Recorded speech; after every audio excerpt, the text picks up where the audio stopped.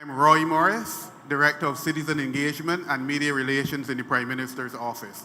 And this is Christchurch Speaks, your opportunity to speak to your MPs, your Prime Minister, the Deputy Prime Minister, about any issues that impact on you. One major ground rule, for most of you should know already, if you intend to speak tonight, you must be from Christchurch. That's the first rule. If you're not from Christchurch and you came to speak and you have an issue, we won't ignore you. Just go over to the table with the PMO signs on it, give them your information, and one of us from Prime Minister's office will come back to you in short notice. If you are from Christchurch and you do intend to speak, then you still go to the table, register with them, they'll take certain information from you and give you a number, and you can.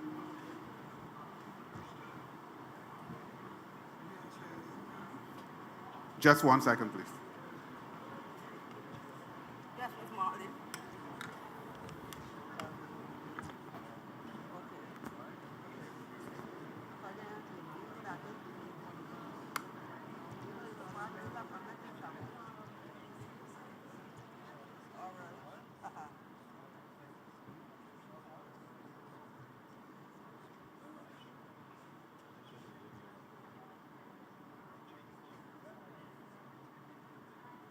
Sorry, apologies, was just sorting out one matter. So when you register, please take one of these 14 seats that are separated from the rest right here in the middle. And as you come to the microphone and you deliver, then you can sit anywhere else in the auditorium afterward. Now, I know sometimes people are suspicious of why we take your information and such like. That's for the purpose of following up. Also, if you recall, last year, Christchurch Speaks was the largest event of the sort. So we had people who stood in line waiting to come to the mic for the entire duration of the meeting. After that, we changed the rules essentially to say, register, take a seat, and then come to the mic, so you don't have to stand up for the entire night. And that's the only reason for it, okay? So, we are ready to go, Prime Minister, if you are. Prime Minister has another event scheduled for tonight. And let me apologize as well for Minister Adrian Ford, who is away from the country on government business. Other than that, all your MPs, okay, and it's available on WhatsApp, I'm told. All your other MPs for Christchurch will be here tonight. As a matter of fact, the only one missing would be Mr. Ralph Thorne. He should be here shortly. Well, he should be in the seats shortly. Prime Minister, over to you.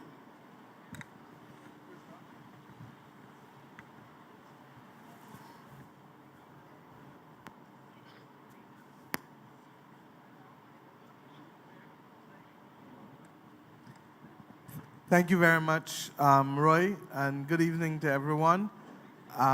In these matters, this evening is about you and not about us, and therefore I want us to get straight in.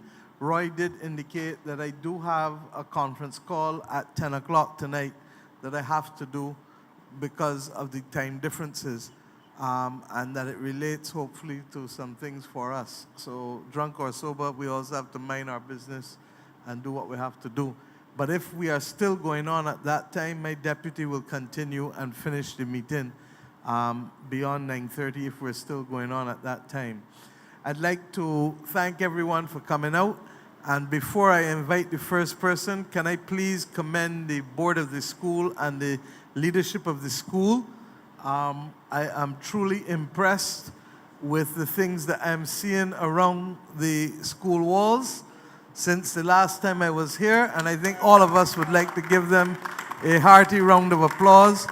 This is what our children must look up and see, not only to know the past principals or the past Christchurch Foundation School Prime Ministers, and indeed I'm a little less anxious or passionate about the Knights, but nevertheless, they are distinguished Barbadians as opposed to Knights of the Realm, because we don't have a realm anymore.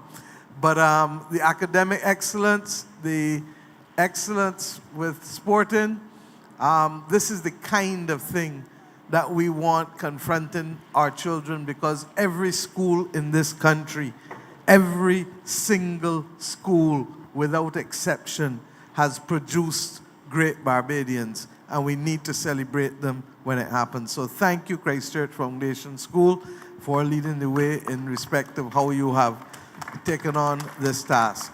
Number one, who is first? Mr. Donovan is batting first. Mr. Thorne, I think you need to come fast because Mr. Donovan is batting, opening the batting. Thank you.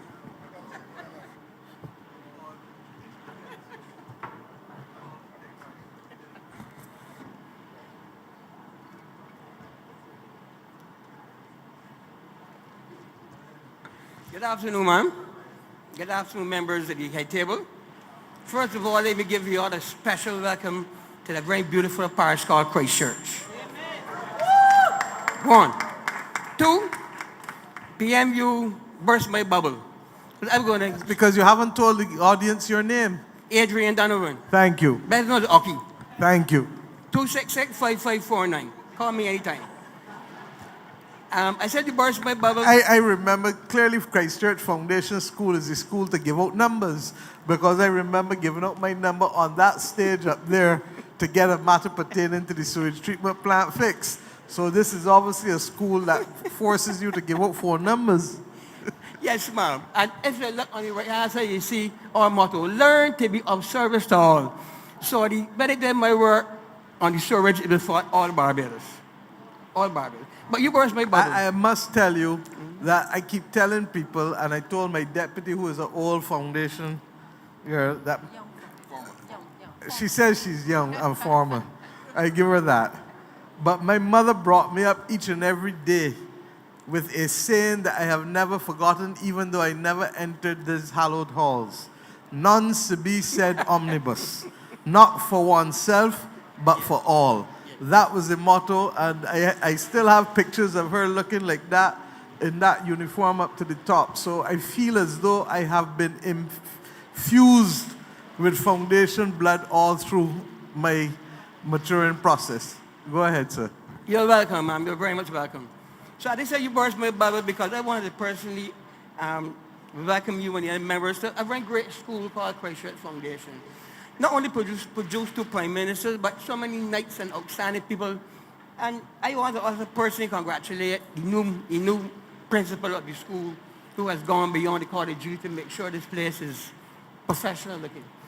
But my subsequent discussion here tonight, let me also inform the members of the gathering that the people of Christchurch are very happy of what has been happening in Christchurch over the last couple of years.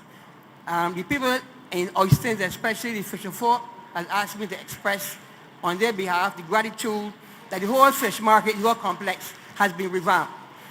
From the tabletops to the solar panel, the whole Oyster complex has been transformed to a very beautiful looking facility that this government should be proud of. I will go further to say, and the young people have also asked me to speak on their behalf, that there's no playing football and cricket at Inchmarla, in Lodge Road. The roads are done in Gibbon Bogs, in Caneville. So a lot of things in Christchurch have been happening, and we are very grateful in Christchurch. But there's one little bug that I have in back in my mind that is very close to my heart. It's a place called St. Lawrence Gap. And more specifically, the 12 stalls that are located on the beach directly opposite the Hard Court. Ma'am, that facility has now become the 42nd Street of Barbados. It is with sadness, I have to admit that. The facility is run down. It is overtaken now by all kind of illegal activity, vagrants, paroles. Everything in that facility, unfortunately, has gone wrong. I have to compliment the NCC because just recently we had a tour there, maybe identified issues of garbage, and that has been corrected to such an extent. But the whole area, the drainage, the lighting, no lights, the smelling, the Ministry of Health need to come out. You can't have tourists come to the facility and it's smelling bad. I think you've said enough to get my attention, sir. And I have not been on that particular site for some time, that's the truth. But I would hate to believe that the public services of this country are overseeing that kind of activity and that kind of condition. And suffice it to say that, Ralph, I believe that you and therefore Senior Minister Duguid can have a site visit with the relevant agencies, and let me have a plan from you, please, as to what is required so that we can see whether this is something that we can immediately address or whether we have to address it in 2 phases between now and the next financial year. But I hear you completely. I also am aware of an agency called, which is not a government agency, but has been looking for areas to support, and that is a Tourism Development Corporation, and it may well make sense for us to speak to them. Left up to me, I would also like to be able to see another location on that stretch, Ralph, be available for vending and for the kind of, because let's be straight, that St. Lawrence Gap has effectively for decades been the nightlife mecca in the south of Barbados outside of Oistins.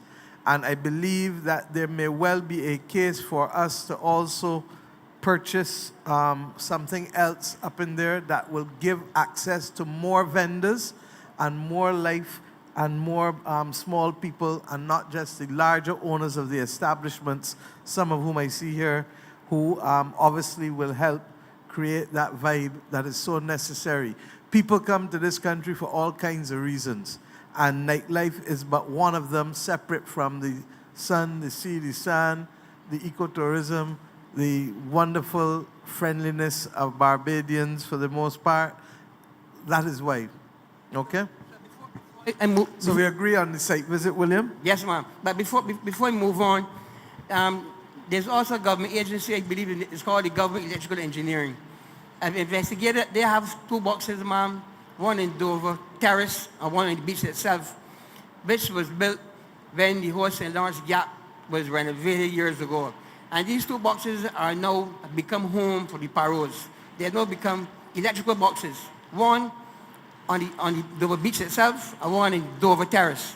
So these are 2 electrical boxes that have been overtaken by the Paros, are now being stored for all kinds of activities. So the whole area has become a storage for the bums, whatever you want to call it. Right, Okay, ma'am? we hear you. The site visit shall Yes. happen. Make sure you call Oki lawyer.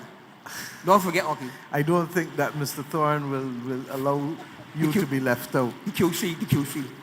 Yes. Thank you. Thank you, ma'am. Thank you. The Queen is now dead. Who's next, please? Thank you. Good night, panel. Good night, Prime Minister. Good night, ma'am. The last time I was here, Prime Minister, I spoke about justice delayed and justice denied. And you told me to write the registrar, and it backfired on me. And I ain't come to talk about it because I know I can't discuss it. What was the name again? Cheryl Aline. I can't really backfire on you, because if somebody intimidating you, I can send you to a different person. And that person is called the ombudsman. You understand? Because that is not how this country is supposed Ma'am, to function. if you had to hear what happened, you wouldn't believe it. That's exactly why I don't want to prejudice your case. Right. And hold on. It's finished. It's finished. It's finished. Well, The decision was made. okay, but Right? what I want you to do, if you feel that you have been a victim, Yes. I want you to know that we have in place someone called the ombudsman. I know that. So I use the Director of Citizen Engagement for day-to-day stuff, but we use the ombudsman for systemic or institutional issues where citizens feel that their rights have been compromised. We appointed a new ombudsman a few months ago, and it is Reverend Dr. Nigel Taylor. Yes. And I would like someone here to make sure that they give you his contact information as well. But you go ahead. Ma'am, I want you to sign me. Another thing. When you write these government office, they do not They do not respond. acknowledge the letter, not even acknowledgement. And we have been telling the ministers and the permanent secretaries and the heads of agencies, as God is my witness, that we need a basic courtesy is to respond and follow through. That is why we are establishing both a call center and a social media platform for the grievance mechanism. And you see the lady to your left, in the black and white right here, Minister Monroe Knight. Yes. She is the one working on getting the grievance procedure up for me.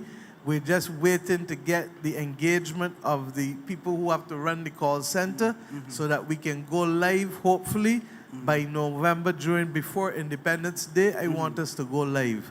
You understand? Because we need to give the country, and let me talk now, because these meetings are as much about me sharing as you sharing. We used to be the country that said good morning, and please, and thank you. I understand the basic civil courtesies that make life a little easier for everybody, not true? Yes. And the first rule is to be able to answer. Now, I ain't telling you can always answer everybody, because sometimes I get 500 WhatsApp in a day. But what I try to do is to put systems in place. Right now, I'm still thanking people for birthday greetings. Up to last night, one or two people in here might have get a WhatsApp from me at 2 o'clock this morning, because that's the only time I got to be able to answer people. And the bottom line is that I feel bad when I can't get to all individually, because I feel that you have to be able to answer people.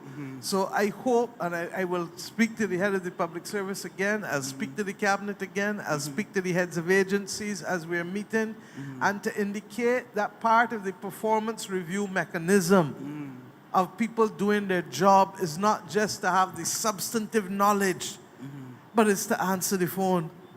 It's to respond. Even if, and I tell people, simple rule of thumb that I learned when I came into public life. Anybody stopping me, it takes 2 minutes to determine whether I can solve the problem there, or whether I need you to come at a different place, in a different space, or whether I need to refer you to somebody else who is dealing with that problem. And all I am asking from my heart is for everybody to begin to treat each other so. You hear me say all the time, do unto others as you would have them do unto you. Yes, yes. Because the most basic thing with a human being is what? Communication. Yes, yes. So if the communication is only one way, what happens? People's temperatures and blood pressures go up. But mine going up. No, don't let it go But up, Prime darling. Minister, Don't let it go up. You might hear from me from prison because I can get charged with contempt of court. I cannot Don't, obey don't, the because I cannot obey the as a decision former that was made. lawyer, I can tell you that you do not and cannot. So But I please, cannot obey the decision that was made. well, and then we will have to find ways for you to determine what is because something called an appeal court. Ma'am, I'm a pensioner. I'm a disabled. Telling you, I prefer you to deal with that. And Thank there are God. lawyers And out thank there. God. 6 weeks There are now, lawyers out there who still have a conscience. So believe you me, I came up in the legal practice where I heard that Peter sometimes is paid for Paul. And that if, as Ralph, not true, if as a young lawyer you don't help people who can't help themselves, then what good are you? So that, believe Ma'am, you I me. find somebody to help me. Well, I can find do somebody that. to help me. I can But try the my best. ombudsman, I tried the ombudsman. I tried No, the you ombudsman. tried this current ombudsman? No, he Oh, now exactly. come in. He Well, now come in. therefore, I'm telling you, for all kinds of reasons, please go again. Okay. Okay? Okay, And then I will also, which area are you from? I'm living in Harmony Hall in Christchurch. Harmony Hall? St. Lawrence side. Ralph? Yeah. So Ralph can have a quiet conversation with you too. All right? Yeah. Another thing, Please. the gap that I live in, Harmony Hall, these ZRs cut through from Top Rock, cut but out lower down on St. Lawrence Gap. My little grandson here, he told me this morning, don't forget to talk about it. Use it, Mike. Yes. As I was saying, my little grandson there, he asked me to speak to you about it. He wants some humps in the road by me in Harmony Hall. Yes. Okay. I very well. Okay, that's it. But you assigned somebody to help me. I will, and I'll talk to Ralph after and see how best we can, because I don't know enough about it. I can't but tell you, suffice but- it to say that this is still a country where everybody got, at some point, put out a hand and help people. I'm fooling you. Nobody don't want to deal with it because it's the judge. Guess what? It's the judge. Everybody, last time I checked, there's a Pardon me? book written by Anthony Winkler. Hold I on. didn't lost the case. All right. I didn't, But- but I could say, I can't explain. I'm you to speak to Mr. Thorne, but there's a book by Anthony Winkler called The Lunatic. I read it about 25, 30 years ago. It is one of the funniest books you will ever read. But in it, it makes the point, and the lunatic makes the point, or it's made to him, that everybody is human. And Yes. as long as you have to exercise bodily functions from the queen right back to the pauper, Oh, yes. you are all human. Human beings, yes. So we're going to deal with it. I All right? hope so, Thank yes. you. Thank you. Next person.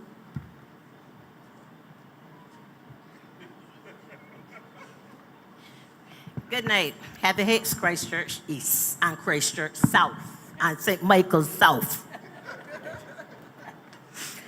I'm here tonight. I was traveling. I just came back in not last Thursday, Thursday and Friday. But I had spoke to Mr. Thorne before on this issue, on this issue, and about I some- may know your name, Heather but Hicks, I please. know. Thank you. Okay, let's go. And about a piece of land that is, you know where you live, right? Just above there. But I had spoke to you. I must say, you really told me that it was going to get it done. But not the pandemic, the ash came in, and then the pandemic done.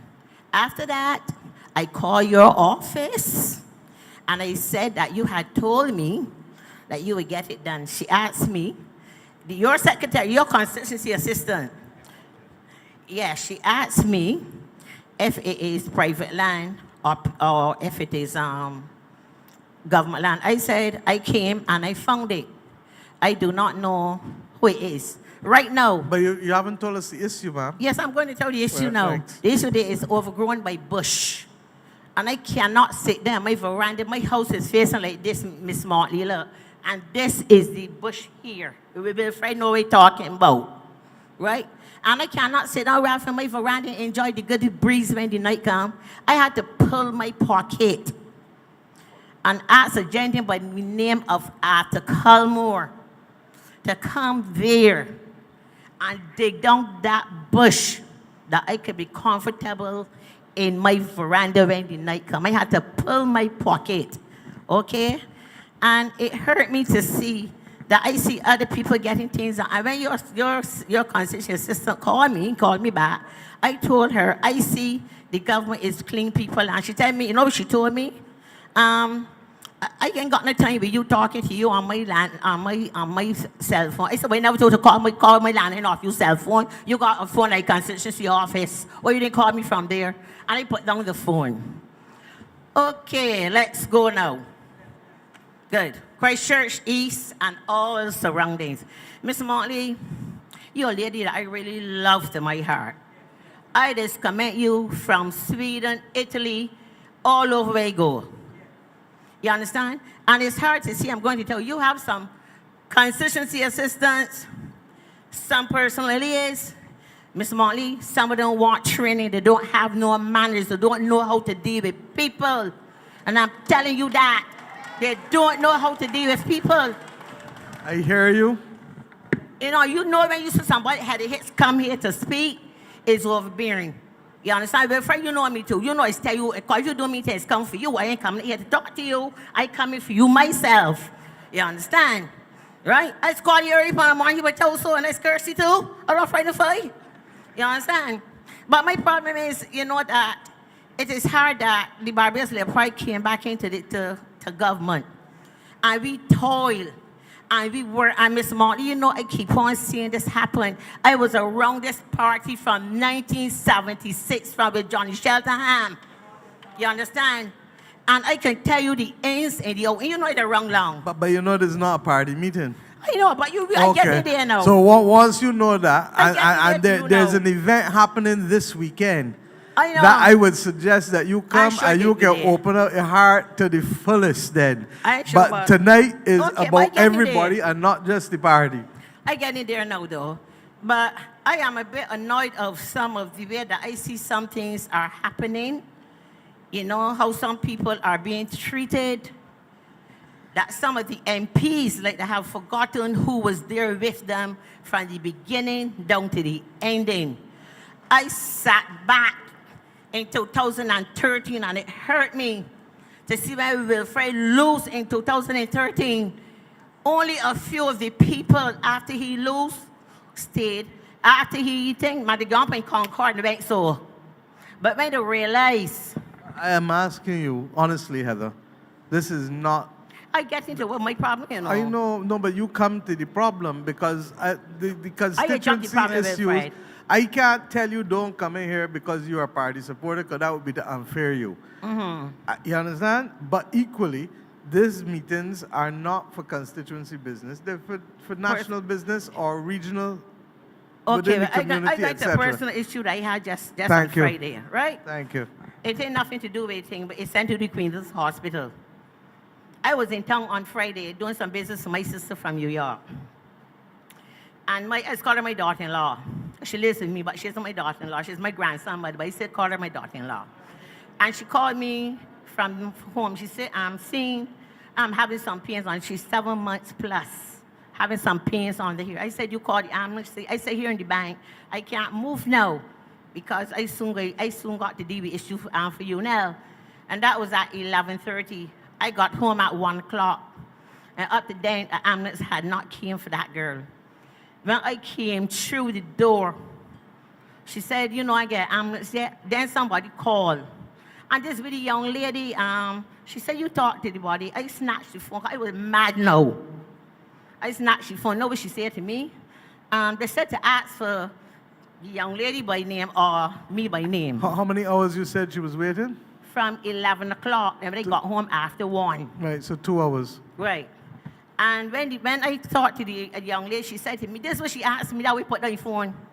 She asked me, she really sick that she got to come to the hospital today? I said, what? I see you reading. You know, she said, the girl big with child. The girl, but it's just no time to got child.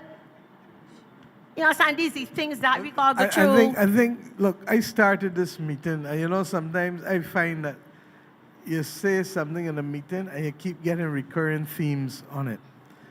I am dead serious when I say that we need to do a pause across the country. And it's not public sector alone, it's not private sector alone, it's not Christchurch alone, it's not St. Lucie alone, it's across Barbados. And we seem to have forgotten how to engage with people. I am about to ask for a program to start some public education to remind people. There was a time when people learned from radiofusion. You remember them days? Yeah. You remember them days, everybody? And what you didn't necessarily know, you would have picked up and you learned from there. I have to insist that we engage again so that we can let people know that you get a lot more with honey than vinegar. And that we can get a lot more by engaging persons. And it will come down to the school system. But if we did only the school system and left out the communities, then we'd still have the problem. So we need to do it both in the communities and the school system. And that's why I keep going back to basic sayings. Do unto others. It's the golden rule for a reason.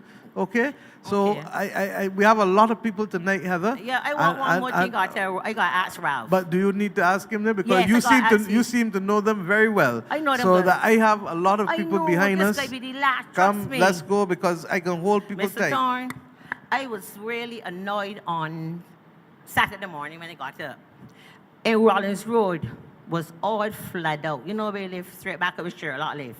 I don't know if it's a problem with the well over on that side that wasn't pulling, but I didn't see no one from Christchurch South even came to the area to find out if the people there was fine or anything. So I'm just asking you in future, if you could tell me who I should call when I got something in Christchurch South that wrong, I would appreciate it, because I don't know. So that's my problem. I want you to, right? So try and come through there. We want you in Rollins Road in Christchurch. Oh, okay? I vote in Christchurch East. Everybody know I live in Christchurch South. You understand me? So you know if anything happen, I coming to you because I live in the South. This is me personal. I going to Wilfred. Okay? Good night. Thank you. Wilfred is gone. Thank you, ma'am. Who's next?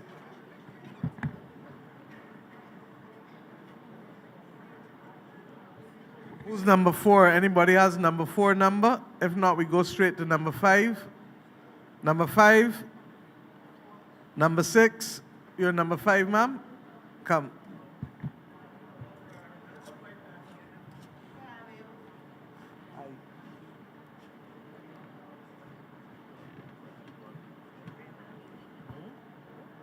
Hello. How are you, ma'am? I'm fine. Do you remember me? I do. Just state your name for everyone, please. My name is Valerie Suzette Jean-Marie, and I'm Bajan by descent. I'm proud to be Bajan by descent. I'm very proud to be Bajan by descent. But I'm very ashamed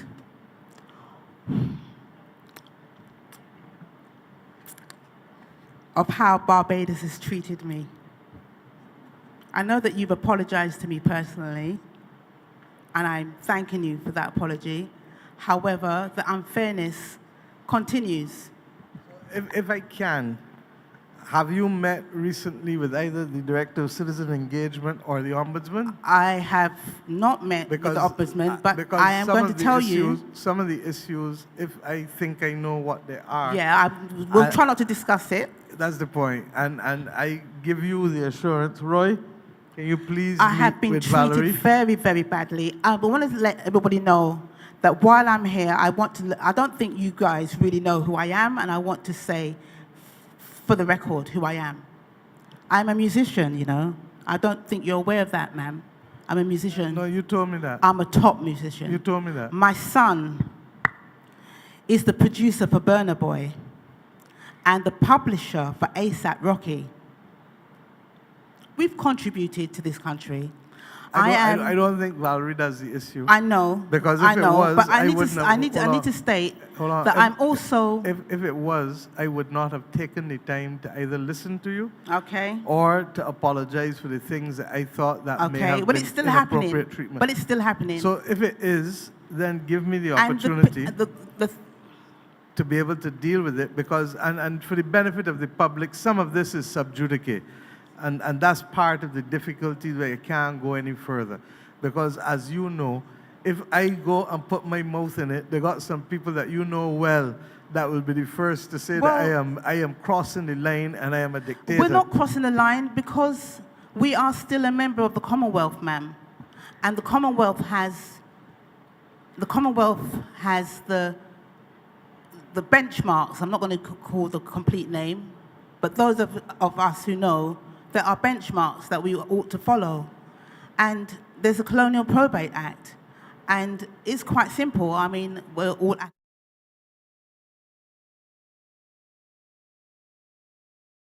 Because I'm sensitive to your issues, I really do feel that you need to put it in a process. I've done absolutely everything. No. Have you met with the new ombudsman? Well, there's a new ombudsman. And that's the point. Okay, so are you inviting me? And there will be an engagement, Roy, if you can make arrangements Please, ma'am. for her to be Because able I'm to missing meet. my grandchildren. I'm missing my grandchildren. I've been here Yeah. 6 years dealing with this. Yeah. And you know what I've been through. And I'm Yeah. missing them. And I'd like the opportunity to be able to jump Yeah. on a plane and go and see them. And I agree with you completely. But because it's sub judice, I have limits as to what I But it ought personally not to can do. be. I know, but it is. But I have limits as to what I can do from this office. And that's why I'm saying, when you see me hear about matters like yours, Cheryl, that before the courts, I got to pass one side and step back. And if there are issues that are still outstanding, then the ombudsman has a constitutional right to comment in a way that if I comment, they're going to say that I am interfering in the judiciary. You with me? Yes, please. So- Ma'am, I'd like to finally say, Yeah. if I may. Okay, thank you. First of all, thanking you again for, because you could have avoided me. You could have. This is a very sensitive matter. very sensitive. And I will welcome the opportunity, if we can follow it through, to speak with the Ombudsman. I'd like to finally say, and this is an olive branch, I am extremely talented, even though I say so myself. I have a lot to offer Barbados. I'm looking forward to the time when I can make the contribution to Barbados. Let's talk about that and let us meet Well, on I've that. opened up the school at the bottom of Oystins. Dollar-wise, I've opened up the school. Let me come and visit it. Yes, please, And ma'am. as Minister of Culture, let me see how we can work together. Yes, Because please, ma'am. anything that is Because to we're allow... top. We're top in the music. And anything, I used to manage a band too, so you know you got my heart. Okay. You understand? But Yeah, we're top. anything... And people are hearing my anything- story, but they don't realize who I am. No, but Valerie, anything that allows us, and Chantal will tell you that, to be able to do for young kids in this country, Absolutely. that will allow them to become 100%. global citizens, you got me 150%. My children get 100%. I can Absolutely. contribute, but I need So next I week- need someone to deal with this matter for me, please. I told you I can't get in that. That's you and the ombudsman. On the other matter to do with the kids, I come in to see it. Okay, That's wonderful. fair? When should I expect you, ma'am? Probably next week. Really, All for right? true? Yeah, probably. For true. Okay, all right. All right, you just need to know the Okay. times. I have so a big can let smile you on my know. face. Absolutely. Okay, and because I'm looking forward to teaching the children music and And maths I'm and sure English. that Santia also will come because she used to deal with the music business Yes, too. please. So- Thank you. Thank you. Thanks very much. All the best. Thank you again. When can I speak with him? How does it Right work? now, Roy, just come one side. Thank you. Come, Valerie. Thanks very much.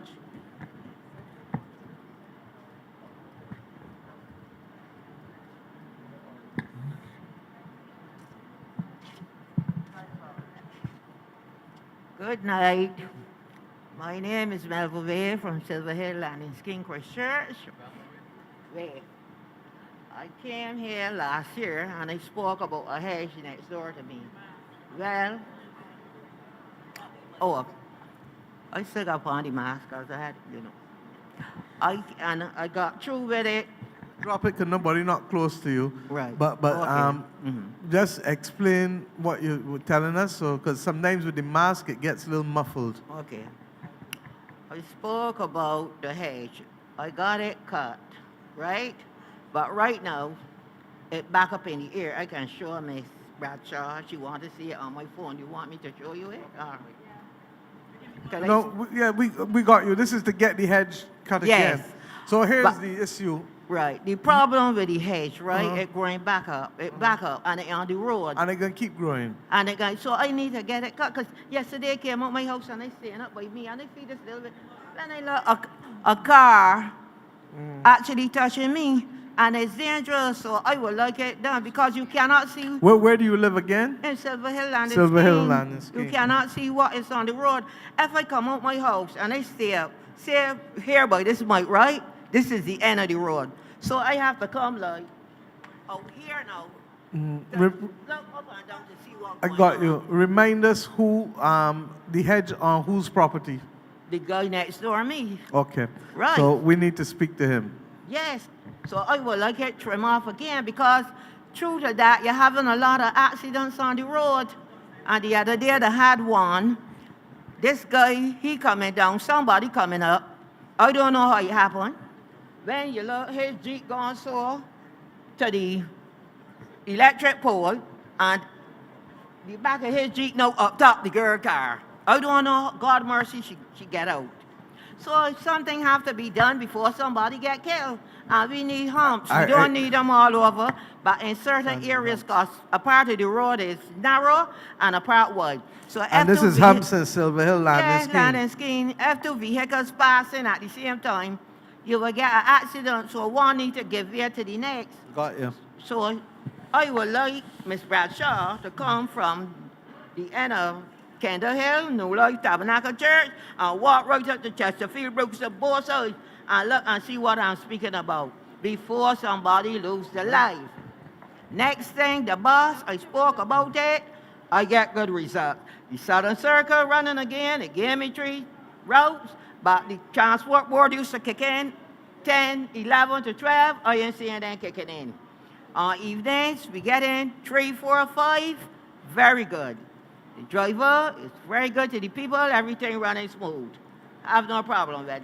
Next thing, the St. Patrick bus, when you go in the terminal, you get in buses coming, going St. Joseph, Sugar Hill, Yorkshire, different places, and we there staying 2 and 3 hours and you're not getting anything. Then when you get one and it come 3 loads, so people, so, you know, it's a stick up there. Yeah. So, So we is- need is- to is get more Patrick- buses going to St. Patrick's, because when you look, you see the buses in the terminal and they are not sending them there. And Okay. we need them. Okay.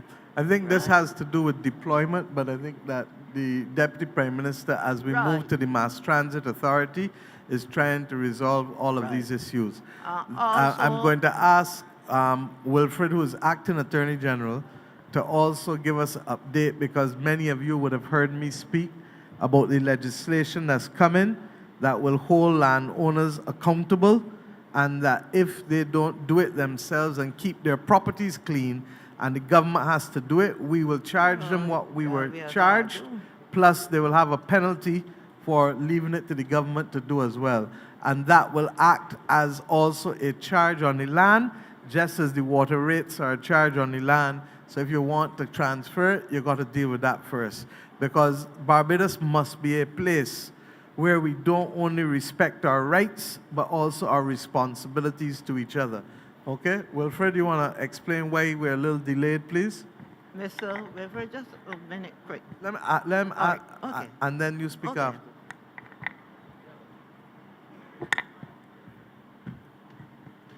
We're having a bit of a backup notice of environmental issues at the Solicitor General's, the building that houses the Solicitor General. So all the drafters and thing, they're now working from home. The files have to be cleaned, so it's set back a number of things. But I understand from the AG that he's looking to bring that in hopefully before the end of this year. Why is that important? We had a situation where some of our ash workers had actually gone trying to assist somebody and clean somebody else's land that was bothering a house. And somebody came on there with the Collins and told them, get off the land, it is private property. And they had to move. So the government cannot just pick up because somebody else is disadvantaged, because there's bush right opposite you. We can't just pick up and send people there to clean it. It has to go through a process. The process is long as it stands, but the legislation that's coming in is meant to address that. Look for it before the end of the year. All right? All right. So you mean like if you have like a hedge growing over, but you are on you? That way? Not a hedge. If the hedge growing in the road, the ministry can deal and make it Right. safe for Because- users of the road. Yeah, because when you with that, right, and you're getting the accident. The it PM keep- already, she says she got you loud and clear. You see the Yeah, note right well, here? yeah, They can what come and I'm check your saying hedge. too, most of the times they keep knocking down the electric pole. The first time the transformer dropped down, a good thing, the whatever drop out of it. 3 months ago, the lighting power came and they give us a new pole. They had to come back the other night and give us a pole. So the thing about it, what I'm concerned about with this pole, when it dropped down, it could drop between but me, it could go back, it could go out the side. When it comes, it could hit it straight on my house. So who is going to be their responsibility for I my see pole? right here, Velma Waith raised Velma. issues about the hedge from last year. We need to get it dealt with immediately. Yes, I thank see it you. right there. Yeah. All right? Yeah. Right, we understand it was dealt with last year, but that's going to be dealt with again. Ms. Wade, thanks for bringing it to our attention again, but we need to also have an engagement with the landowner and remind him of his responsibilities with respect to the hedge in the road as well. Okay? Who is next? Number 7.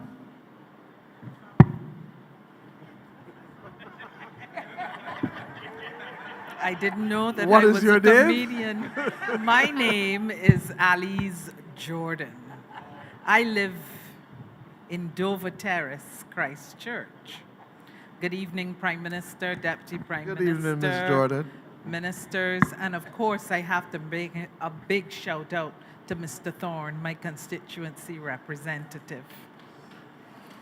I'm going to be brief because I know there are a lot of people to speak. I want to speak first of all about Highway 7 and the deplorable state it is in. After these heavy rains, it continues to deteriorate at a terrific rate. I have had great expense wrought on me because I had to fix my vehicle. When I took my vehicle to be fixed, I was told the only reason it was still going on was because of the type of vehicle it was. There was significant damage to the struts, the shocks, the tires, everything. And every day it is the same thing because I have to drive to get to work. And if I get to work late, my boss will probably ask me what happened. Anyhow, be that as it may, what I wanted to find out from you all, and I want this specificity from you that I know that you demand from the public officers. I want to know, when will Highway 7 be fixed? And I want to know how much of Highway 7 will be fixed, because I am hearing unofficially, that's why I've come here this evening, to get it official, if you all will be doing the long stretch of Highway 7, or if you'll only be doing a portion. That's number one. Number two, I heard Mr. Donovan speak, and I understand that you will be coming through my area, and I appreciate that, but we do have major drainage problems in 1st, 2nd, and 3rd Avenue, Dover. There is a major drainage problem at the junction of St. Lawrence Gap, where it meets the end of Time Out and the former restaurant called Pronto. The drainage there is very bad. The water stays there forever, but more important, the pavement that is supporting the grills, the grates, has started to disintegrate. So you're going to get the hole in the road, and regrettably somebody will have an injury there, not just pedestrians but vehicles as well. I also want to speak about the traffic that comes through Dover Terrace and Dover to make it through Bath Village in the morning. I'd like to put a suggestion to the Ministry of Transport and Works that we turn St. Lawrence Gap from the head of St. Lawrence Gap to Infinity on the beach into a reverse one-way in the morning from 6:30 until 9:30, and only private vehicles can go through there. No PSVs, no transport board buses. We would have to have a policeman at the St. Lawrence Gap end as well, who would then allow the traffic to flow through. I want to put that to you. I also want to, I think I better stop there. No, I think I'll stop there. That's okay. You're sure, Ms. Jordan? I think This is a government of total equal opportunity. For the record, for everyone here, What this is my record? permanent secretary. So she not only has my ear every day, but she obviously has the comfort of feeling that she can have the confidence to speak here. So DPM, over to you. Thank you, PM. Like the permanent secretary, I am also very familiar with the Dover area, having had an establishment in that general geographical space. And so I'll start with the drainage issues first of all, and just to say that I know that these issues have been coming up quite frequently in terms of flooding in a number of areas, not just in the Christchurch areas. We've recently been able to contract in some consultants to be able to do flood engineering services, to be able to redesign these areas. Again, it's not a straightforward thing. We clear the drains from time to time, but obviously we need to do a bit more, and we've actually been able to engage those services. So places like Goodland Gardens, Dover, Trent and St. James, and a number of others which have been problematic for the country. We have finally been able to, I think you would have heard us mention it in the estimates that we were allocating funds to be able to address specifically these problematic areas. I was with the acting AG over the weekend coming out of the system, and we were in Goodland Gardens, where again we had to pump off water. You know, when I think of that area has, from the time I was growing up, I heard about Goodland Gardens, obviously too being very problematic, as is the Dover area. So just to say, we are in the process of having those designs done. So I'm hopeful that by the next hurricane season, we will not have the level of flooding that we are experiencing presently. Thank you. As it relates to your suggestion on the traffic management issues, I'll have a word certainly with the team at MTW. I think we need to revisit certainly a lot of, not just St. Lawrence, but a number of areas that have become customary in terms of how we use them. And obviously that will require, you know, some data, because we can't make decisions without data. It can't be just on the whim and fancy of residents wanting things to change. So we need to do the necessary data to see how people are using the areas, and then to be able to find solutions to the problems. And lastly, because it's not just the Prime Minister that you have been asking about Highway 7, but you have been asking me repeatedly about Highway 7, I can certainly update tonight that we have, let me go back a bit. When Highway 1 was being done, I think the intention was that both Highway 1 and Highway 7, a lot of the preparatory work would actually have been put in place so that when Highway 1 was finished, that we would have been able to immediately target Highway 7. Now, the truth of the matter is that even with all the best intentions, the same resources, human resources, are required to do Highway 1 as they would be for Highway 7. We've been able to complete Highway 1, and now we've picked up the pieces in terms of starting to put the dedicated teams to start the actual tendering for the consultants to do the design on Highway 7. Now, Highway 7 is very complex, as many of you know. It is the area where we have the South Coast sewage plant. We also, therefore, have to take a little bit more care and attention in designing any road that is going to be redone in that area. And that is really predominantly what has caused the length of delay, because you can't just dig up the road and put it back down. We've had to bring in the utilities. Senior Minister, myself, and the entire team at MTW have been working to try to resolve issues as it relates to all of the coordinated works with the various utilities companies. So we finally gotten that tendering process done. The consultants have submitted. There's a consultant that has been selected. That process in terms of negotiation is now about to take place. Once that is done, I am told that the expected start date for designs, and then obviously it has to go to tender for a contractor to be engaged in order to do the works. Our best case scenario right now is looking at March of 2025 for us to have the works completed. Now, what we have said in terms of internally is that what we are prepared to do, particularly because of that inconvenience caused to not just residents but to tourists alike, we're going to do a quick mill and pave on the road before the end of November.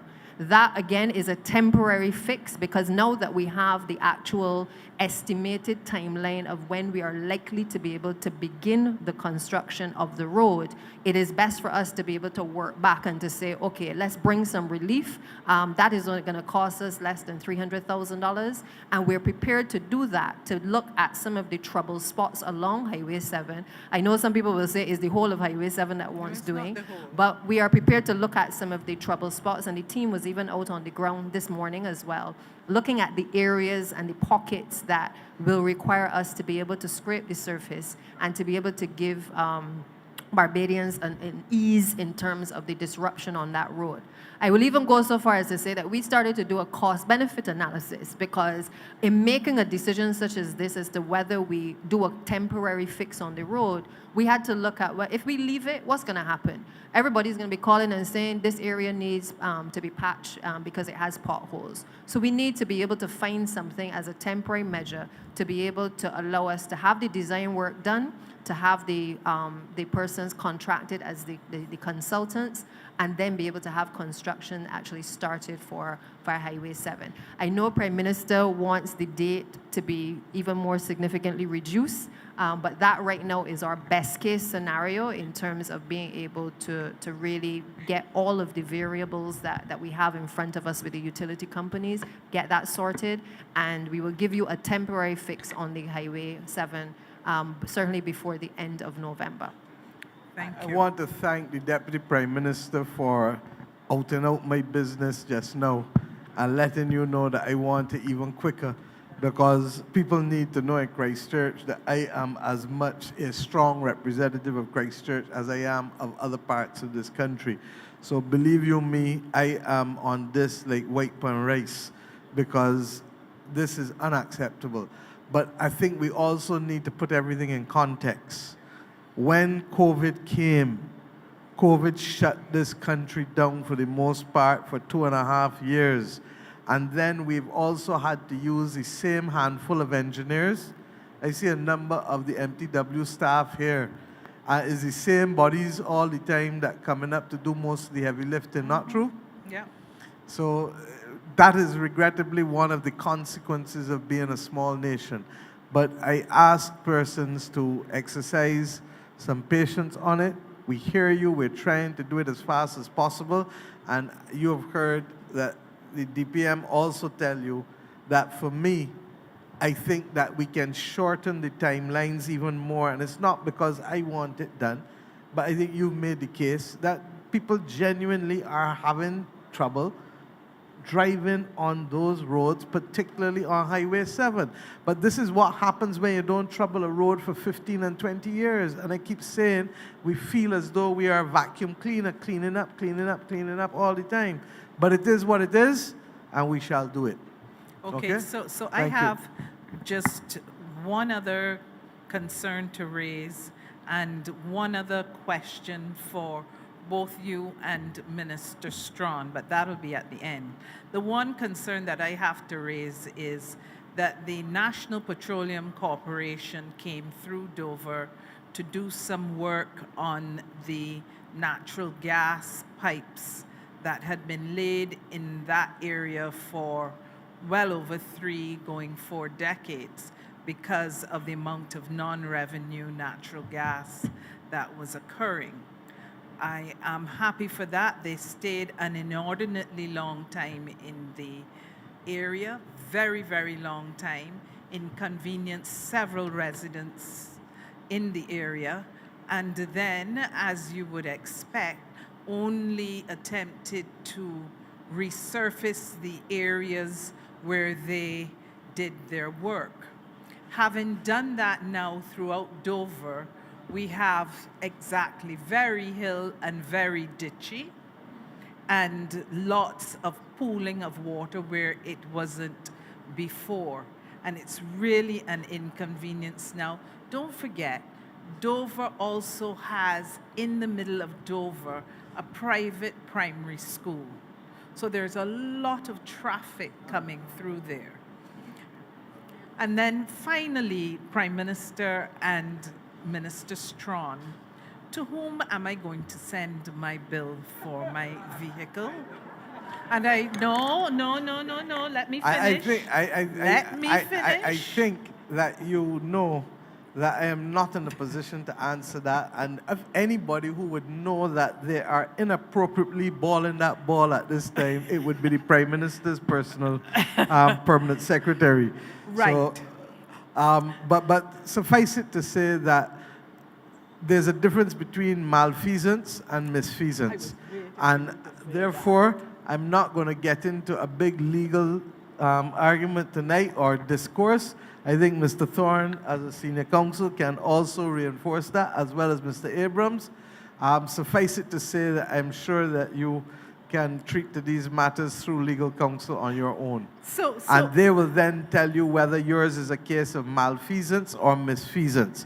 One, you get money. The other one, you get none.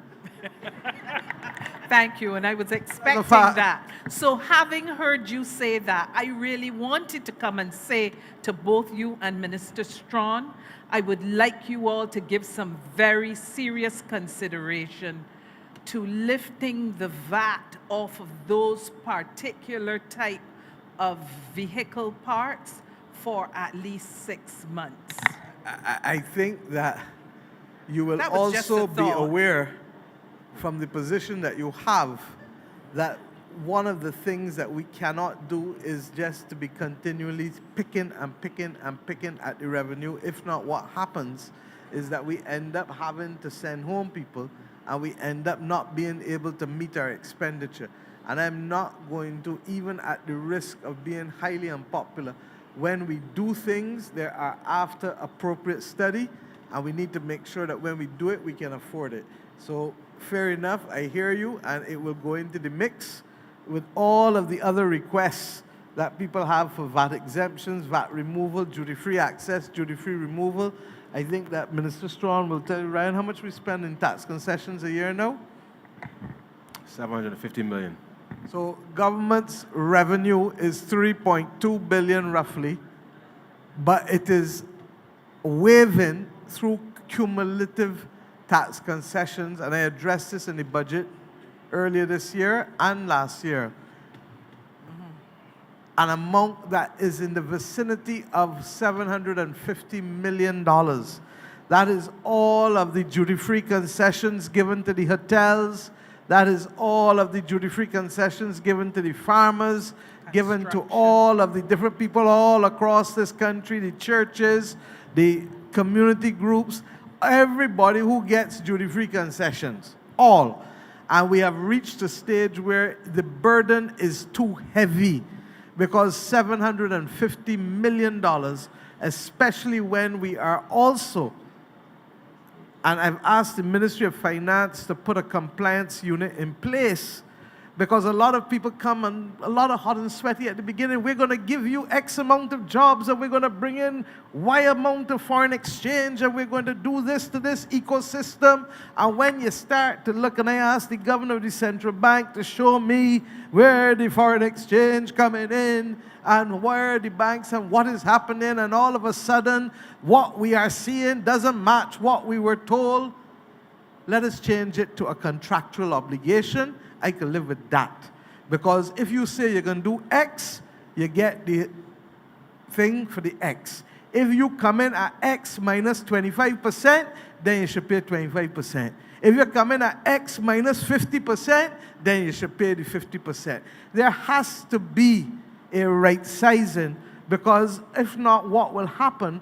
Those who are driving, and we must earn foreign exchange as a small open economy, but those who are offering to create jobs and to earn the foreign exchange or to bring the new ecosystems, and hence the reason for tax concessions, we need to hold each other in a contract. Offer, acceptance, consideration. If I'm not doing it, Ralph, Ryan, why should I then give you the full thing? Because I've not been the one delivering what I said I would deliver. And it is a simple conversation, because there are some sectors clearly that benefit from tax concessions because of the way in which they can earn foreign exchange for the country in a way that other sectors don't. But that's not the only thing that matters in the country. And therefore, I want to have the conversation with the country as we go forward. I raised it in the budget earlier this year and last year, I think, too. But we are at the stage now where we're having to transition. And in fact, most of today I spent in meetings with the finance and economic officials, and the gentleman to my right has promised me a paper in 2 weeks' time that will allow us to start to shift this from a conferment of a benefit to a contractual relationship where we start to monitor each other on performance. And I get it, everybody wants performance, but the government wants performance too. Thank you. Prime I think Minister, you wanted to speak on the DPM. new protocol for the NPC pipes. Thanks, Alice. On the issue of the ridiculous way in which the roads end up looking as a result of the reinstatements. I think the policy generally had been that wherever the utility companies break the road, obviously they're supposed to reinstate that portion of the road. It came to my attention perhaps in the strangest way when I saw how they did in front of Brady's Bar. And certainly in the same Dover areas as I traversed those areas, because half of the road was done and half of the other side of the road was not done. And I asked the question, and the senior minister will recall, in the utilities meeting, about why is it that we did not have a conversation, and this is from MPC's end to the ministry, to determine whether we had the resources that we could go in and do a full rehabilitation of both sides of the road. Now, it requires coordination, because obviously MPC has their program, MTW has its own program. But it is something that going forward now, we have said that in particular areas in St. Lawrence Gap and certain key areas, we may not be able to do it for all, but we've taken a decision that once there are key heavily trafficked areas that again will invoke the ire of Barbadian public, that we need to be able to dedicate specific resources to having MTW work with MPC and the utilities to reinstate the entire road. So I'm hopeful that that will never obtain again. All right? Thank you, Prime Minister, Deputy Prime Minister, members of Parliament for Christchurch. I'm obliged to you. Thank you, Ms. Jordan. Number 8. Hi, good evening, everybody. My name is Sharon Apoy. I'm from Stage 2 Durance. My question is to Mrs. Strong. Can you tell me when the road in Durance development fits? Because right now I have to close my business because whenever the rain falls for even 5 minutes, I cannot pass. Nobody can pass to come to my business to buy anything. There's a well right in the front of the shop. Durance, is it, sorry? Stage 2 Durance, Lot 19 Durance Development. Can you hear me? Hello? Oh, yes. Sorry. So the drainage issues in the area, we have been working with the drainage unit to get resolved. So I think the best people to answer that would be, on the one hand, drainage, and then 2, if you want to know about the road, that would be MTW. So this is literally 150 meters or so from my constituency office, actually. No. It's in Durance Development, Yeah. Stage 2 Durance. Yeah. I'm not sure the Stage location. 2. I'm not sure the location. But we So- work. Let me speak. Please. Yeah. But not that. I also want to ensure that there's a site visit and a follow-up. Yeah. Because Roy is being required to track all of these things and to make sure that they're in the mix. So we really need to know what the issue is. And you say it's Alright. predominantly a drainage issue, correct? It's drainage and the big potholes in the road. Well, the potholes came as a Yeah. result of the Yes. drainage. And the well, there's a well right there, and the well is, the last time the drainage come, the drainage unit was sent by Mr. Hayward, and they came the 20th of September 2022, and they drew off the water, and the well was 14 feet deep. And the guy said to me that he will have to send someone now to take out all the mud, because there was a lot of mud which came from the ash and all of the construction that is going on in the neighborhood when the water wash and go down to the well.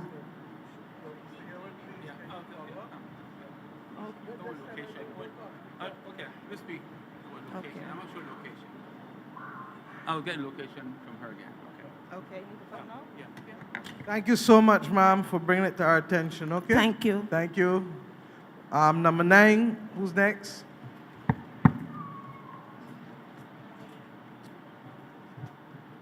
Good night, members at the table. Good night, everybody. My name is Ashley Bascom. My attachment is Warner's Gardens. I am here tonight to...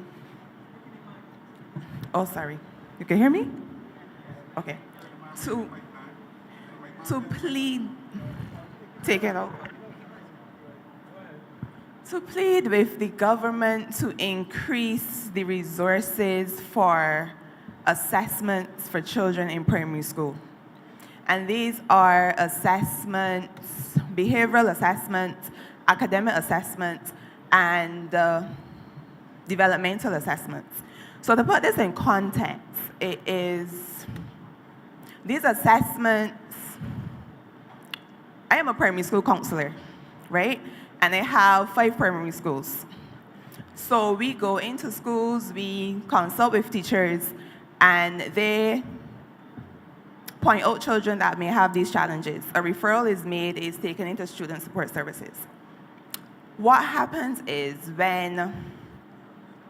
if a child needs an assessment and the resources are not there for this child to be assessed.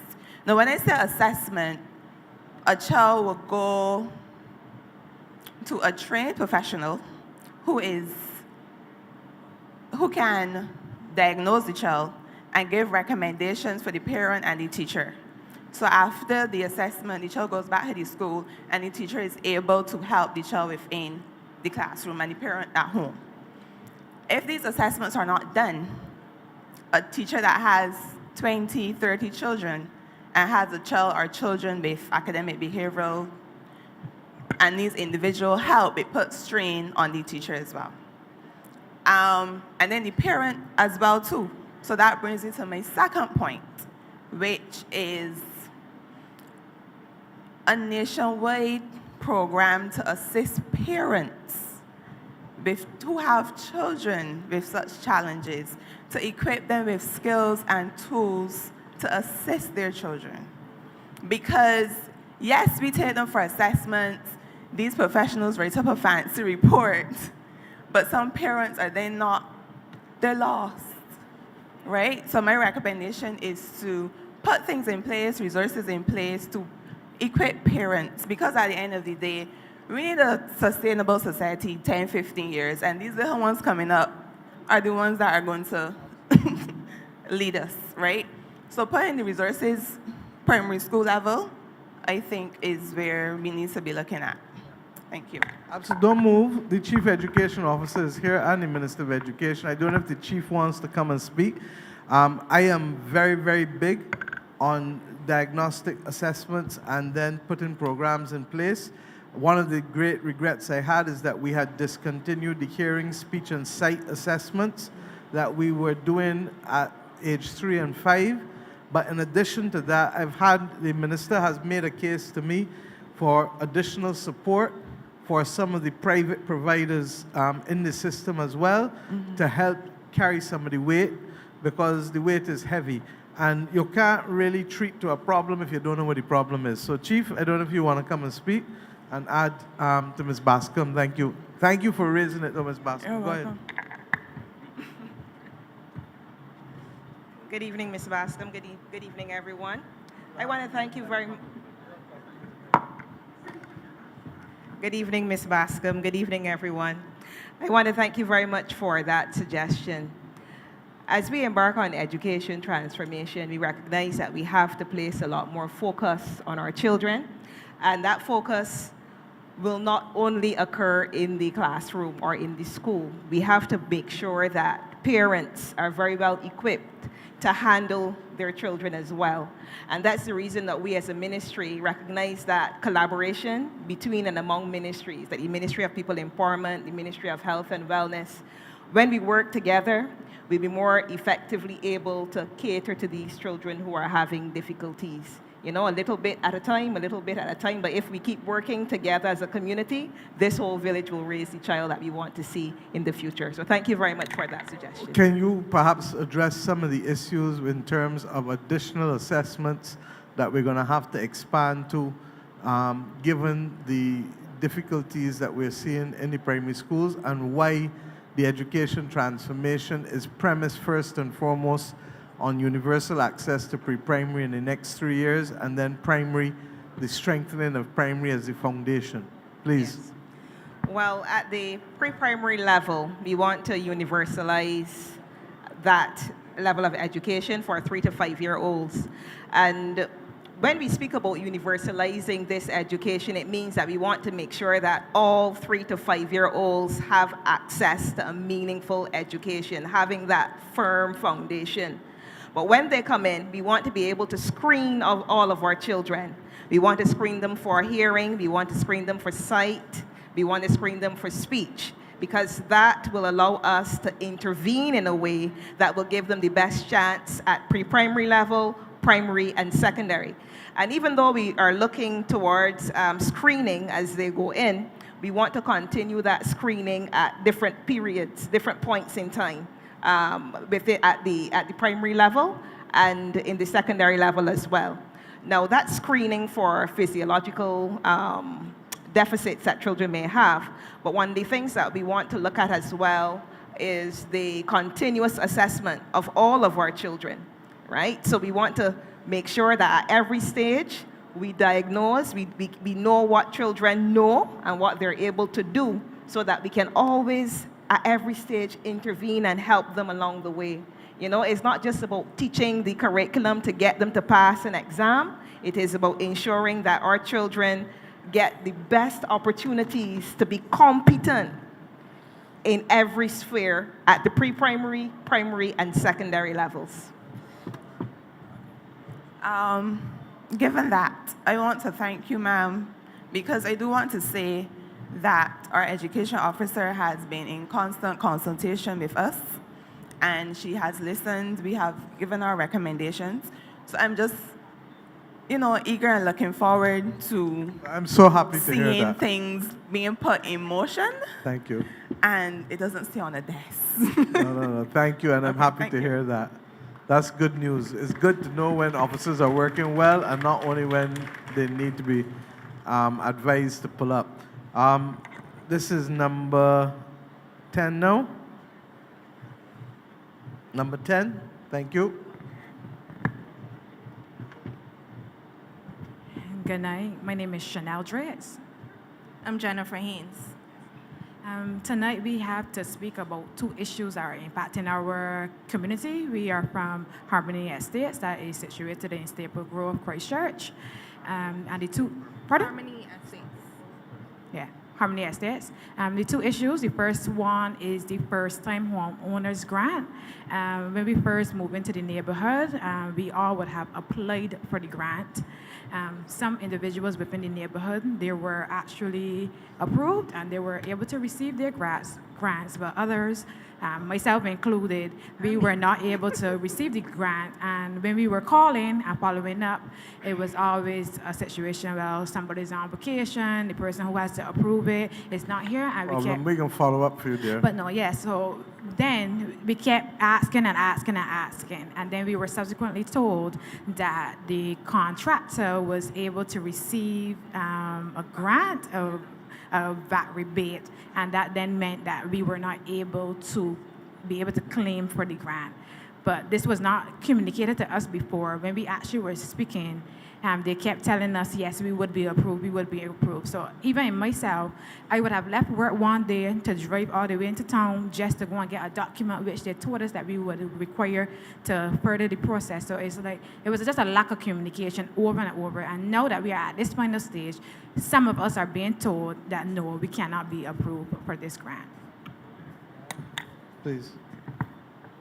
Thanks very much. Part of the issue with this matter arose because the government, in its push to help facilitate lowering the cost of providing housing across the country, issued a number of developers under the Mortgage Incentive Act concessions which allowed them to deliver the houses, but also the ability that after 2 years they will get a refund of the VAT that would have gone into the construction, given that they would have sold the houses at a particular price to homeowners in order to ensure that we keep the costs down. So from an internal policy perspective, the process was followed. Now you said that some people were granted and some weren't. So originally, we never had a written confirmation, but we were told numerous times when we called that we were approved. So even from the beginning stage, when they came and did the site visits, they were like, yes, this is going to be approved. So it's only now, at this latter stage, they're now telling us this. So I will have to check to see whether that particular developer was subject to those concessions, so it's subject to that. But if you're saying that the Revenue Authority indicated that it was approved, Yeah, some persons in the development were already approved. Some were pending approval, but there were others that actually got the rebate as well. okay, well, I will have to follow up and make sure that I understand clearly what's happening. Before you leave, I'd like you to give Roy the details of the contractor and the development so that rather than having to call you back for it, Roy, we can immediately follow up and get Ryan to give you the answer within the next day or two so you can communicate back to these two ladies for me. Okay? And in addition to Thanks. that, you mentioned that the developer would be selling the house at a particular price. In our Low-income housing. in Lower our middle. in our situation, the price of the house went up. So we're not getting a rebate, and we had to pay more money. But he got his rebate. So how is that fair? And in my opinion, how is it a first-time homeowner's grant, and a first-time homeowner isn't getting the grant, but somebody that you paid for the house, that we paid for the houses, because there are over 100 houses there, and he got rebates for those houses. So how is that fair? Because if he got that concession, there's no way that that should come from the first-time homeowner's grant. That's two totally different things. So explain to me how that works. You're absolutely correct, and we will look into it. The reality is that this was the legislation passed by the last government to encourage persons to provide housing for low-income persons. Clearly, something has gone amiss here, and we will look at it and get back to you and see what is happening, because there's no way that persons alone should be drawing and then you don't draw or entitled to it. Double dipping? Yeah, but he should have passed on the benefit of it to them, and that's the point she's making. So it don't make no sense.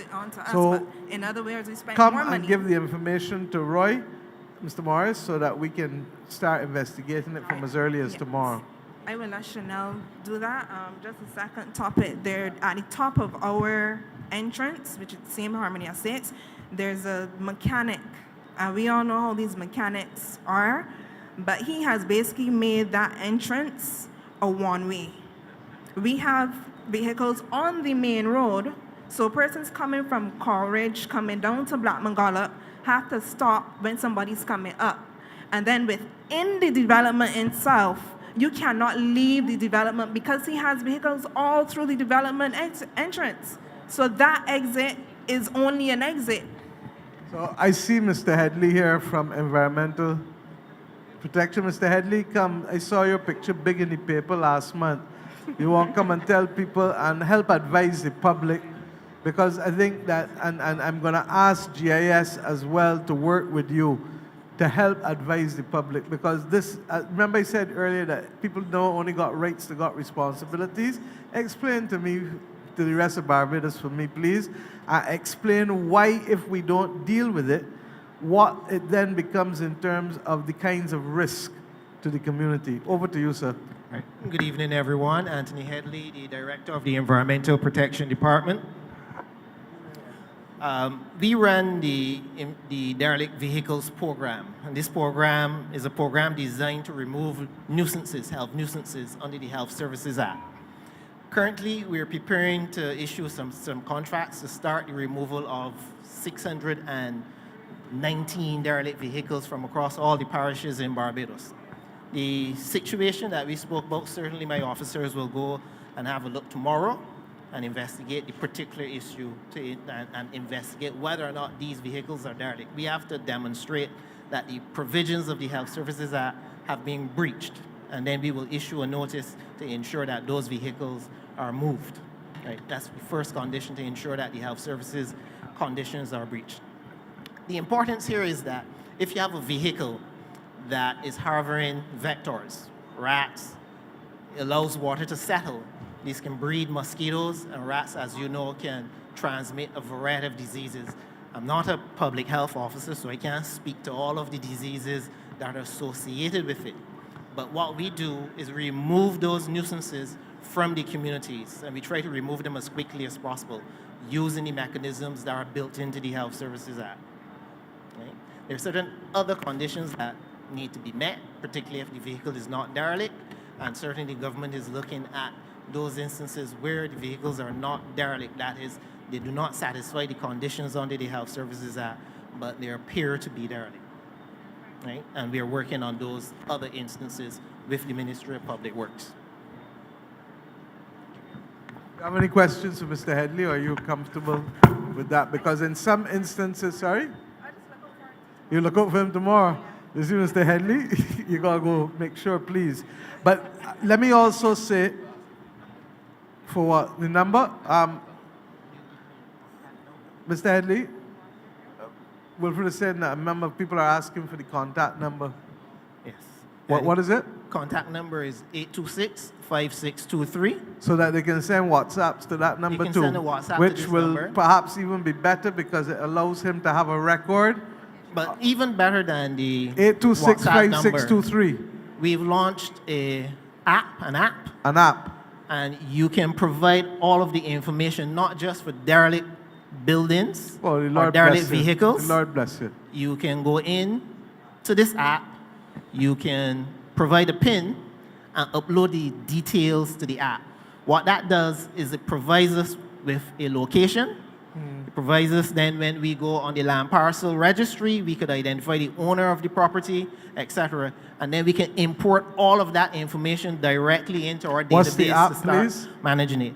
We have the app actually on our website, and our website is epd.gov.bb. Yeah, but I don't know the app. Right now, nobody can get the epd.gov.bb just so. I don't so know do the we app. have the app available also on Google and Not as yet. Not so as we need yet. to move so we to need get to move in done. that direction, but it's certainly available on our website. All right, so epd.gov.bb, you can download the app.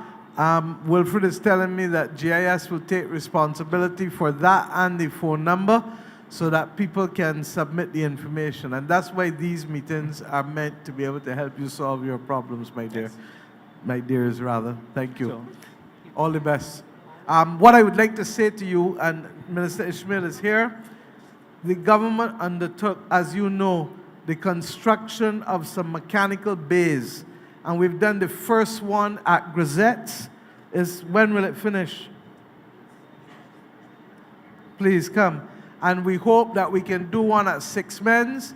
I'd like to do one in Christchurch. I'd like to do one in the north, St. James and St. Peter Way, so that we can get more of these bodywork men and mechanics to be able to operate from structures that they can then help each other even by having each other in the same location and being able to do the work together. Because we understand the importance to them to earn a living, but we also understand the importance for residential developments not to be blocked and not to be subject to all kinds of public health nuisances that may lead to people getting sick. And we had in the meeting at St. James last month a situation where a lady indicated how simply the overrun lots led to her getting a particular type of virus that has left her without use of her legs and therefore completely reliant on people. And we wouldn't want that to happen to anybody. But that is what happens when we don't manage public health risk. So we're not trying to hurt anybody, but we're actually trying to protect them because they might be the one that end up with the problem and some kind of viral something that will then cause them to seriously be affected.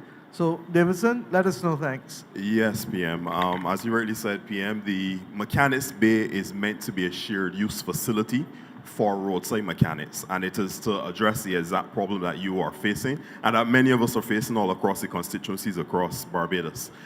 It's to allow for those roadside mechanics to have access to the latest technologies, the best and cutting-edge technologies that would allow them to be able to do their jobs even better than they're doing along the sides of the roads, and at the same time solve the problem of them becoming a bit of a bother to some of the residents within the various communities. The first Mechanics Bay is in Grisette's Industrial Park. We are actually finished the building, PM. We're at the stage now where we're engaging the various stakeholders, including mechanics from around the area. And I've asked the team to not only consult with the mechanics, but I've asked them to consult with the three MPs that are directly impacted by that space. That would be yourself, Prime Minister, myself, and MP Ian Gooden-Edgell as well. So we're in the process of coordinating that discussion so we can do a formal presentation to all three MPs so that they can see what is going to be happening at the Mechanics Bay. And then we will then officially roll forward from there with an opening and taking our first set of mechanics into that location. The second location that is planned is in St. Philip, 6 Roads in particular, and then we will once the budget allows, we will then roll this out across the length and breadth of Barbados. So it is finished in terms of the building. It is just really for us to finish those stakeholder engagements, and then we will launch the actual location very, very soon. Thank you very much. Thank you. Thank you. You're most welcome. 11, number 11. Good evening to all.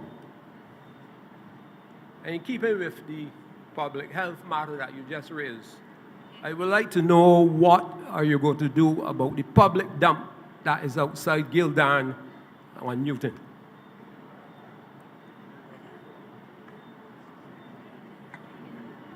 I repeat again, the public dump that is outside of Gildan on the highway. What is being done about it? You mean the coconut vendors? Well, you can call them coconut vendors. hold on, There's 4 loads out Hold there. on, but with all due respect, sir, I understand your desire to want to make impact. Right. But I need to understand what you're saying. Good. And therefore, the one thing I need is certainty. Right. So now that we know we're talking about the same thing that I am equally upset about, continue. Good. What's I your want name? to know Grantley Seeley. I want to know what is being done with it. I have called all types of government offices. I have written to the Ministry of Tourism. I have sent pictures regularly to my representative who's sitting downside of you. But no action. This evening I come up here, 4 loads. The mosquitoes, the rats, I have seen the rats in it. And what I'll tell you now that we are not taking this thing lightly. I was there one afternoon to see a coconut roll in the road and the car in bare trouble. What is going to happen? I am, Mr. Seeley, let me help you. Let me help you. I have asked the Ministry of Commerce to be able to meet with the Ministry of Public Works, to be able to create lay-bys off the highway so that anyone wanting to purchase, whether it is coconuts or vegetables or any of that, can do so safely. We have, because things were tight for a while, a lot of people said, well, leave them, leave them. And I'm saying no, that there is a right way to do it. And the first thing, even the fellas in Warrens, they will tell you that I have stopped and said to them, look, we have to move. Now, I am not happy with the pace of execution, and that's not a secret. But by the same token, I want and would hope that the public health persons will also speak to them, because I've said to them, even if you are there until we do the lay-by, you have to clean up the coconuts and the shells and move them. And the public health people, Mr. Headley, come back. Mr. Headley, whose responsibility is it, please, to be able to make sure that those things are cleaned up on a daily basis? It's public health. That's what I thought. And therefore, I'm going to ask them yet again. But believe you me, the design and provision of the lay-bys are critical aspects of vending policy. And what we don't want, as you just said, is to be able to have somebody kick a coconut in the middle of the road, and a car coming down at 40 miles or 30 miles per hour ends up having to swerve and end up with an accident being created because of those things. What I would say to you, you looking at a car, but the ERC exchange pass is through there. And if you get a coach full of people, right, we can deal with the publicity after, I guess. Because there's a solution to the matter. We actually can't. And that's why I have said, and the cabinet will confirm, that I have said that this is unacceptable. And therefore, I need MTW. I know they've had meetings with vending, but it is up to the Ministry of Commerce now to move forward with alacrity. It's not just there by the highway. It's Graham Hall, it's Warrens, it is Redmond Village. Believe you me, now the one that I know that they're starting is Redmond Village one, but that is not the most dangerous with respect to all of them. The one by Gildan and the one in Warrens are perhaps the 2 worst, and then Graham Hall, and then Redmond's Village. What I have a solution for the whole matter. Since you haven't built the laybys, I don't know what type of legislation it will require, but all you have to do is insist. The same way that everybody comes there on morning with a truck, that the truck can only leave with the coconut shells. I agree with you, and that's why I asked about the matter, because I've said already that while we wait to build the laybys, there is no excuse for shells being left to collect. And I've said and passed to them and said, look, the mosquitoes that can come, you know, the mosquito is the smallest thing in the world, but the most dangerous. Right. And the mosquitoes that can come. I have an uncle that had hemorrhagic dengue, and that's nothing to play with, because when you get hemorrhagic dengue, what can you get, William? Not jaundice, and not at risk of dying. So that we need to have straight talk with persons. We want them to earn a living, but we want them to live to earn a living. Right, but as I said, at the moment, when they come and drop the coconuts, make sure they don't just drop the coconuts, they leave them on the truck. So that when they leave on the evenings, they leave it with everything. There's no excuse. I see the ad in the paper for sustainable recycling. They have an ad running that when is the place open? So there's no excuse whatsoever. But every evening, and you got 80% of the people who arrive in Barbados pass down there. 80 or more percent of the people. So something has to be done. It is just sickening, you know. Mr. Seeley, thank you for raising it, because I am of the same opinion with you. And I also, the other one that irks me, and I've asked the police to deal with it too, because I am a citizen just like Miss Jordan, who came to the thing. I would like to come up sometimes and talk too. Because when I see people advertising cars on the corner of a roundabout or using public spaces to put cars that they want to sell, it is wrong. Because you are also blocking people's view. You are making sure that it's potentially people going to slow down naturally to see a car, a phone number, and you're putting people at risk. And all I'm saying is that, look, I started this meeting by saying that you don't only have rights in this country, you have responsibilities too, all of us. And if we live by it, we're going to get through good. Okay, good. Thank you. No, I'm finished yet though. Now, how do you get a well covered, which is at the side of the highway? The side of the highway, the well to be covered, I think is classified as Highway V, which is opposite Coca-Cola Banks going to St. David's. How would you get the well covered? What is the process for getting that done? I'm going to ask Mr. Yearwood perhaps to respond, but generally once you report the location of the well, the drainage team would usually visit the site, make an assessment of what needs to be done, and then if the work can be done through the depots, it is done through the depots. If it can't be done through the depots and it is more complicated, then the work is actually outsourced to a contractor. Okay, good, good.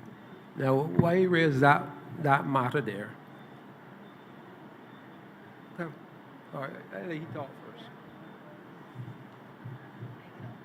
Let you come and talk first. Yes, How you getting well covered? The question is, how do you get a well cover? Yeah. Well, there's a well contract. The inspector will go out and do the inspection and recommend the work to be done. The man is actually saying he wants the well covered. All right. I asked you, here, Can you tell me what is being done, right? we need to give me location. In Newton. Now, I will raise this matter because about 3-4 years ago, I raised for the same well. I got frustrated. No action.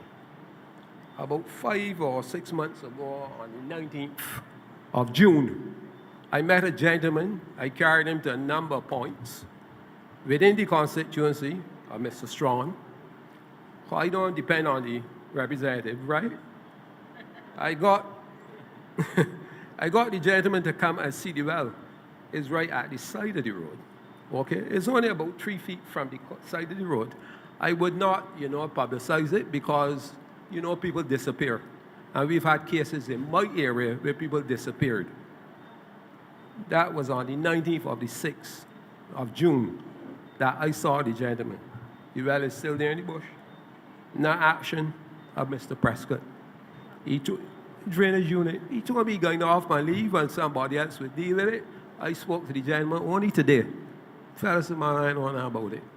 I just raising this matter because And the wells... sometimes, regrettably, these things will happen, but having raised it, Mr. Yearwood will go and ensure that his officers visit it and see what can be done, because we don't want to hear about anybody falling into a well, as has happened with other people, regrettably, and who have lost their lives. Right, but the thing is, what always worries me is that some people from MTW sometimes come across their cutting the grass, and that is what the part that really got me, right? Next matter, Madam Prime Minister, that project at Newton Burial Ground, when will that get off the ground? I'm hoping that we can actually start to see something within the next year, okay? Okay. No, look, what we have been doing is putting aside the money to get at least the monument done. Because we've had to do it in the middle of an IMF program, like how you do a susu. Good. You understand? But we're at that stage now. In fact, I'm a little upset that the digitization program has not started, and I think that the two ministers know that the reasons I'm being given don't hold water. So I'm sure that they will make sure that those 200 or so people who are to do the digitizing of the archives can be employed on a parallel track to the work that we have to do up there. Okay. But you seem enthused by it, so... Yeah, but I live close to it, and I always used to visit it when the youngsters were doing the digging from the universities overseas. And actually, only this morning, I met in a conference call on the phone with the principal of Codrington College, Reverend Dr. Michael Clark, and they too have expressed an interest in doing something because they are aware that there's really nothing there to reflect the work that the church had done with respect to the burial ground and different other things. So I've said to them, come and meet with our people at BTII, who are managing the project for us, and see how we can work collaboratively, because between Codrington College and the archives, we actually have some of the most valuable information about transatlantic slavery in the world, and therefore, that's why we say we want up there to be a heritage district, okay? Good. Everything can be said, Michael. No, I know. But the final thing is for the Deputy PM. In my area, as I said, Highway V and Highway 6, every now and then they come and clear the sides of the road. And they use these big crawlers to come and clear the side of the road. Each time they do it, they're destroying some more of the side of the road. It is going down lower and lower. Sometime back, I asked the folks at South Point, what became of those bobcats with the cutters that y'all brought in? Well, they ain't working.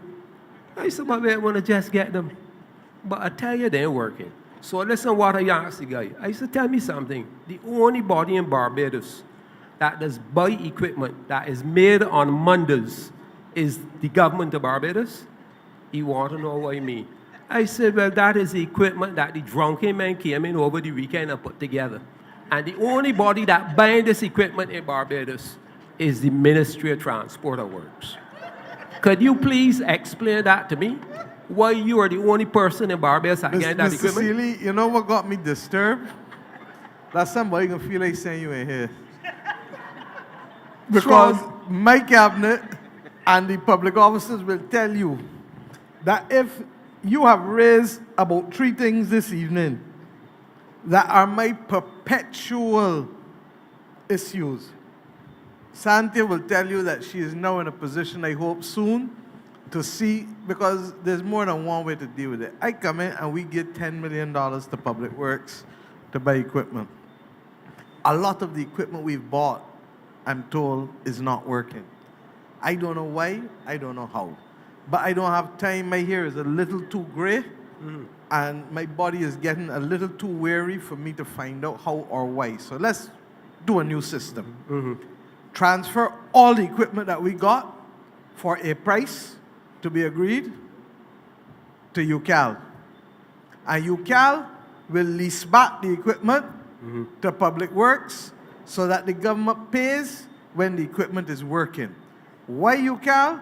Because UCAL is that company of mechanics that the government helps set up as a form of economic enfranchisement. And therefore, they know that their business is fixing and repairing. So that if it ain't working, they know they can't earn. And therefore, I have every confidence that the ministry will be in a position to have access to functioning equipment. Sandy can tell you how far they are with it and when we expect it. And we're going to have to enfranchise probably a few other government departments that deal with a lot of heavy equipment so that those persons can also benefit from being shareholders, but equally, the government can benefit from ensuring that we pay for equipment that is working every day. Thanks, Ma'am. Ms. Cecilia, we started the process of the transfer by way of the MOU with UCAL. Obviously, UCAL has to upgrade its personnel to be able to take some of the new equipment that we have at MTW. So the ones that they can take, we've been able to share with them so that they can start to do the repairs. But that process has started, but they need to do some restructuring in order to be able to take all of the pieces of equipment. Your frustration is my frustration as well in terms of the amount of times you hear that equipment has broken down. And what we've looked at is trying to retrain and retool the persons who actually use the equipment, the operators, to make sure that they are properly trained. A lot of times when you get to the bottom of why equipment isn't working, it's because people didn't have the necessary training to use the equipment, or in some cases, they just can't be bothered. And the equipment mashes up. That's just a reality.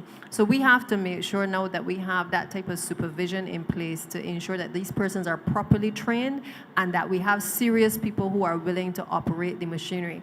I will also tell you that we are finding that the females, when they are the operators of equipment, are actually caring for the equipment better than the men. You know that. And I will leave that there. The final one is from Newton to 6 Roads. The road was repaved. From Hostel Turning to Norman Niles, the road was repaved. But as soon as that was repaved, it was marked. And there's a big median in the road, so you really can't go over on the other side. While from Newton to 6 Roads, there's only a little portion that has been painted. The painting, the marks. When you are traveling on that road at night or early morning, it is treacherous because especially the section just as you go to Newton, there is a big siding. It is higher than normal by the golf course, and you can easily run into it. And you know, I call MTW, and all like this here, you know, we ain't got the paint, we ain't got this. We ain't got that. I believe that there's an automatic reply. And let me say this. We have not denied the Ministry of Public Works a single cent. Not one. So that there is no reason for them not to have paint. Mr. Boyne, come, my brother. There's no reason for them not to work with the PS to have, I'm telling you, because I have the figures before me. Down to today, we looked at April to September, and I know how much Capital Works MTW has done, how much they've received for the 2 quarters, how much they're slightly under, and how much more if they ask, because the DPM knows, as you do, and the PS, of course, that if there is an extraordinary period of activity, they can also ask to deal with the cash flow differently quarter to quarter to quarter. So I would hate to think that for a paint, a tin of paint and some tins of paint, a ministry that is getting how much money? No, come look it up there for me, please. It is well over 100 and something, $200 million. I'm asking you, Mr. Boyne, that sounds more like a procurement issue and an arrangement issue rather than a financing issue, because I'm telling you that I can go back and find heads sub-programs where MTW every year from when William was minister, right back through that, they end up giving back in money at the end of the financial year. That's a fact. And we have environment. You know what environment is? Environment allows you to move from one sub-program to another sub-program in the same ministry if you know you're not going to spend money here, so that you always have access to money with the depots.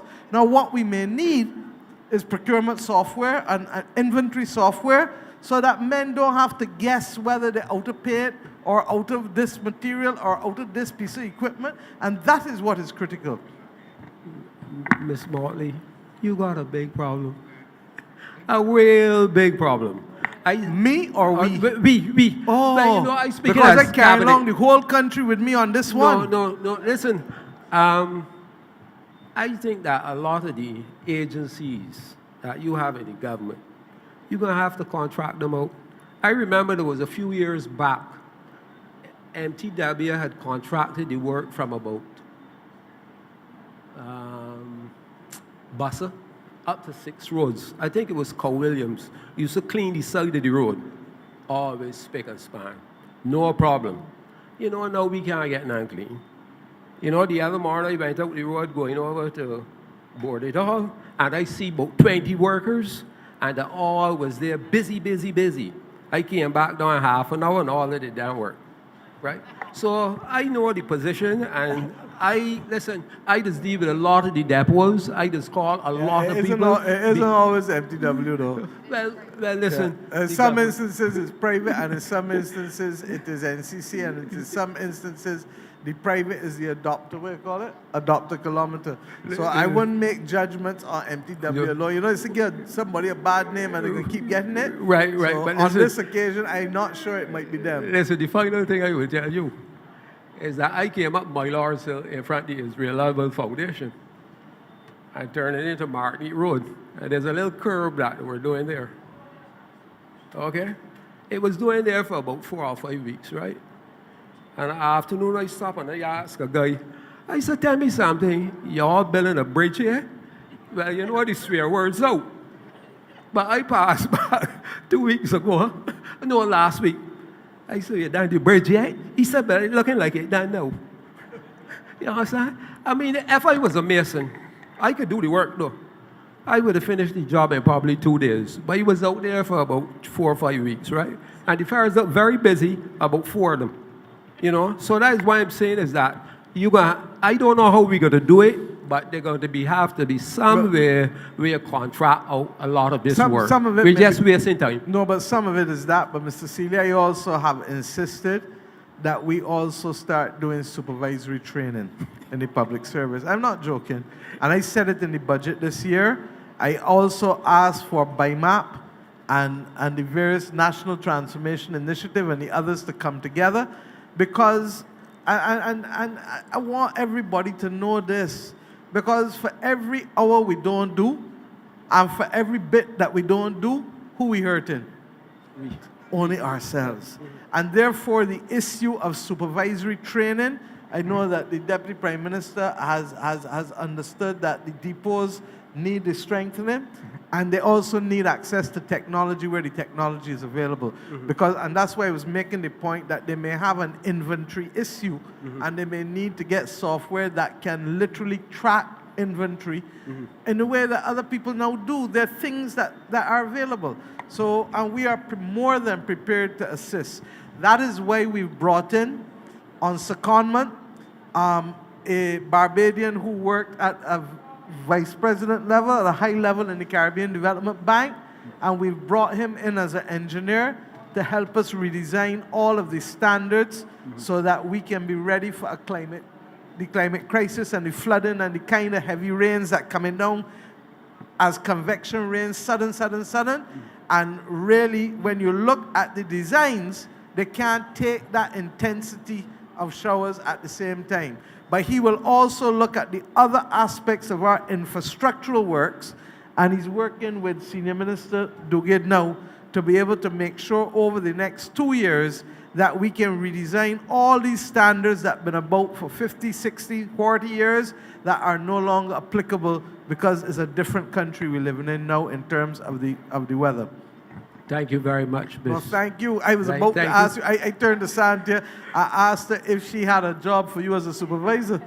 No, she don't got no. I wouldn't be collecting any pay. I could give free advice. Well, You understand? I'm But very I happy thank for you. that. I thank you greatly, and I would hope that within the next week I would get at least the dump at Newton Clear. I know, I go further.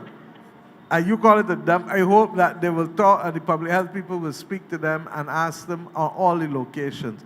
But we're not stopping them from earning while we build the laybys, but we're asking them to be respectful of other people who will be victims of public health nuisances and mosquitoes. And we had a dengue outbreak recently. Right. But we are also going to give you the assurance, Mr. Yearwood, that that well cover be dealt with as a matter of urgency before we have to go, regrettably, to someone's funeral. Thank you.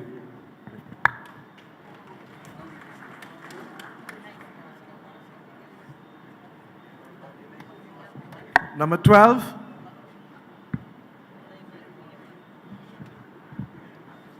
Good evening, all. Good evening, Prime Minister. Not bad, thanks. You look tired, though. All of them look tired. Yeah, we're tired. I think I can put this here this way. Give your name again. Mary Yearwood, Wilcox Hill. Now, before I get into the meat of my matter tonight, I just need to say something. I know it's not a political meeting, but let me just say it this way. I am a party supporter, but I only know how to say things the way that it should be said. I know. And that is straight to the point. Right, but if it's a party issue, No, there's no, an no. opportunity No, for you no. to deal with party issues No, no, separately. no. That's So just- therefore, the fact that you're a party supporter is an irrelevant consideration for tonight. Well, why I'm saying Thank you. that is actually just a precursor to what I have to say. Now, to tell you the truth, I was very disappointed when I came here this evening. Now, this is a meeting that is held yearly, right? 26th of this month is actually the year, we make it a year. It is on the computer, accessible to all. Now, I was very disappointed to see that. I came here and I was told about follow-up. And I came here last year and I raised a number of issues and nobody ever called me, not a fella Prime Minister ain't called. That's unusual, Roy. Not a fella ain't answering the email that I sent out neither. That is unusual. You understand? That's what I tell you about as a party supporter. And that's why I tell you that is unusual. Because So I can know, only call it the way I see it. Agreed. And if that has happened, I apologize to you because I know that the majority of people have received some kind of response, follow-up. And in fact, I think that they do a little video to show the work that has been done in the context of the year. So everything may not be able to be done because we still have limits to what we can spend. But there should at least be some kind of engagement. So let us hear what your concerns are because we've gotten that out of the way. It ain't really about not spending the money though. Anyway, let me get to it. The matter that I had dealt with last year, which was supposed to be on the aside, is to do with a matter of justice and a Before the young, courts? a young lady myself. Hold on, it's before the courts? No. Okay, so it's not, when you say justice, what do you mean? Well, it was before the court, but I am still awaiting a decision. Right, so that's why I'm telling you. You see, all the difficult ones when I come in here is be the same thing. I hope that the other arm of government is listening because there is a limit to what we can do in terms of individual matters pertaining to people in the law courts. And if I tried to go there, there would be legitimate criticisms of me of getting involved in the arm of government, which we have no right being involved in, other than to provide funds and to ask them to maintain high standards. In those circumstances, that's why I am sending you to the Ombudsman. And there was a problem in the Ombudsman's office before. So I am not hiding up no more. Okay? We believe that that problem is now gone. And therefore, I believe that you should go and see the current Ombudsman. And Roy, can you make the appointment for her? Ms. Yearwood, just go there. He will make the appointment for you to go and see. There are at least 2 others he has to make the appointment for tonight. But I understand you, but understand me too. Because I in a box, and the acting AG will tell you, as well as senior counsel, that really and truly I can't, as Prime Minister, get involved in the judicial matters. Okay? All right, I understand that. But this also segues into another problem, which falls under your jurisdiction, or perhaps the Minister Strawn. No. Matters dealing with land, property, should attract something called taxes. And taxes is something called revenue that the country needs. If a matter is tied up in litigation, is the government going to get taxes? Minister Strawn, I am wondering if anybody has done any survey or audit to see how many lands, parcels of lands and property tied up in the court legal system, where the government cannot get any revenue via taxation. I mean, the land tax. It's a very good point, Ms. Yearwood, and if it hasn't been done, it is one suggestion I can take willingly from you on this floor tonight, because you are speaking absolutely correct. I make the point not so much with land, I make the point all the time with personal injury reports. Because when you can't get a personal injury report in 3 years, 5 years, 7 years, what you are doing is locking up the reserves of an insurance company, and it therefore means that the insurance company is going to try and find ways of being able to protect itself from having to put down all them reserves, and then the whole system becomes distorted. But I did not actually think about it in terms of just the land issues alone. And this is something, Ryan, I'm going to let you speak, but you can perhaps have the data people pull the information, and then let's do a correlation as to how many of them owe land taxes or not. But I must tell you that the Revenue Authority is also not taking a backward approach to some of these issues now. We eased off the gas for obvious reasons during COVID, because it was hard for everybody. But COVID done. And even if you can't pay all one time, come and enter an arrangement and pay down something, because it costs the government money to run the hospital, to send school children, to fix the roads, to do all of the things. And if the system isn't allowing the money to come forward, as you've just said, then of course we are in potter. So just to clarify, matters that are before the court, unless they are in bankruptcy or insolvency, then all taxes related to the property would still accrue. So in our system, I know about the reality is there is taxes will accrue. If you are the owner, you are still obligated to settle your taxes. Of course, if there's a dispute between family and what have you, then the estate obviously would be responsible for settling any taxation. But suffice it to say is that we will get the analysis done. But I just want to make the point that if a company or a person is bankrupt or insolvent, then the liability is only limited to just 1 year of tax based on the framework for a resolution.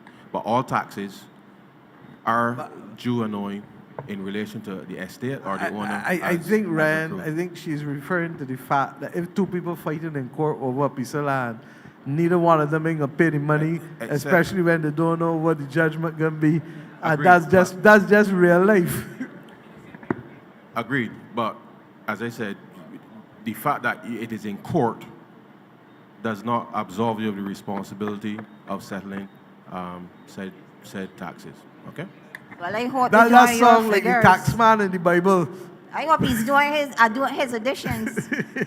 Look, we are going to do the research and see how many parcels of land, because I think what you've raised is eminently sensible, and it should not be difficult for the registry to be able to tell us how many matters we have in the system that relate to land disputes, and then to do a assessment as to how many of them are in fact paying their taxes, because there is a drag.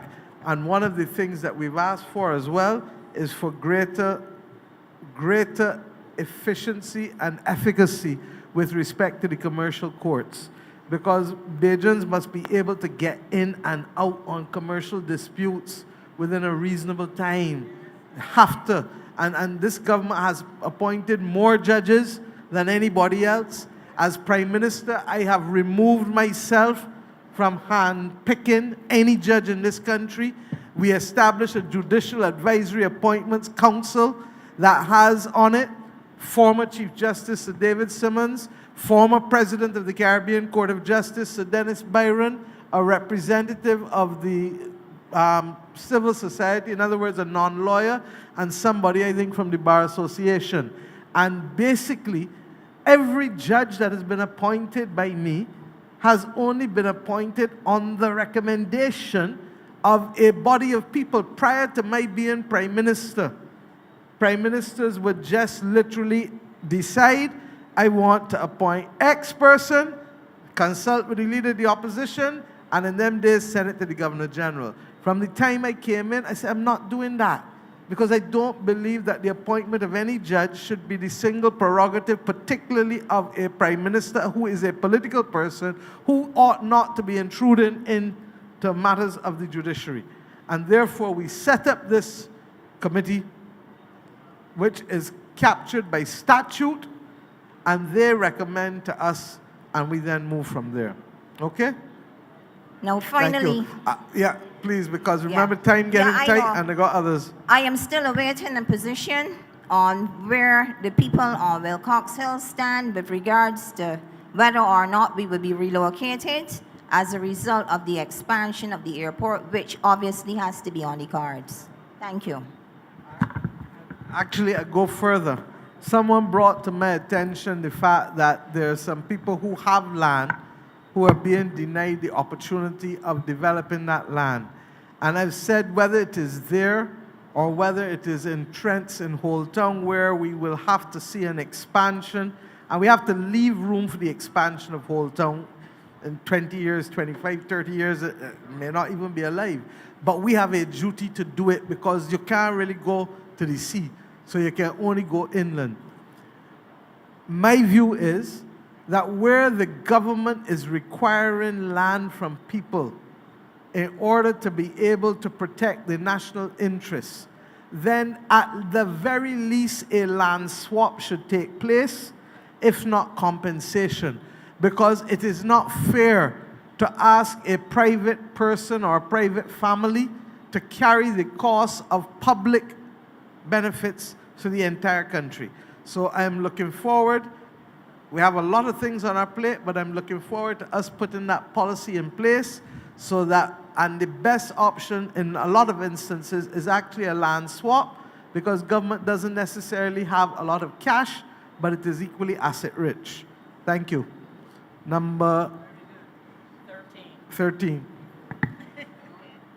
Thank you. Good night, everyone. My name is Sheldon Neisture, Christchurch East Central. My question tonight is, you're living in a unit, government unit, and you do the 20-year program.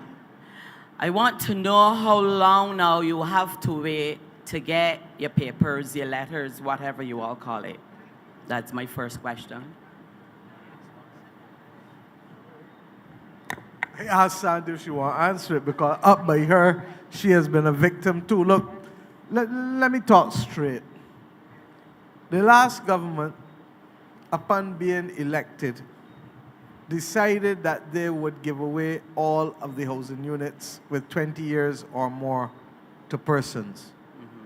They knew or ought to have known that there were serious issues with the conveyance of those properties, because in many instances, people built across the housing line.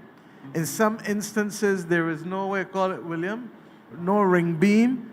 There were all kinds of reasons why you just can't go, and of course, there was no surveying done in many instances. You go in the Pine, Sante would tell you that you got people who have built over the building line 30, 40, 50 years ago. Not even now. They built on top the wells too. You understand? So that we have had to deconstruct. And in fairness, they too realized it was an issue. And therefore, they were able to convey very few, a few in Haynesville, a few, very few. We have decided, look, and I think National Housing is here. Who's here from National Housing, please? And Mr. Gill, there were some others. Your people updated us on this about 6 weeks ago as to which properties, which estates are ready and which are not. So that for us, what we are trying to do is to pass a piece of legislation, have a schedule with the appropriate lots, etc., so that we can convey one time. But it does mean that at the same time, we need to be able to make sure that where people have acted in contravention of where they were allowed to build, that too is going to become an issue. With respect to the ones that don't have a ring beam, you may say, well, give it to the people anyhow. But the acting attorney general and the substantive attorney general can tell me that if we go and do that and something happens, then we liable. So that we're trying to find a way, and there are very few of those, but there's still some. Those are the ones particularly built in the 50s and 60s, William, in the early 60s, where they were building without a ring beam. Others say that they're probably fine, but government has a legal liability and a duty to care, a duty of care.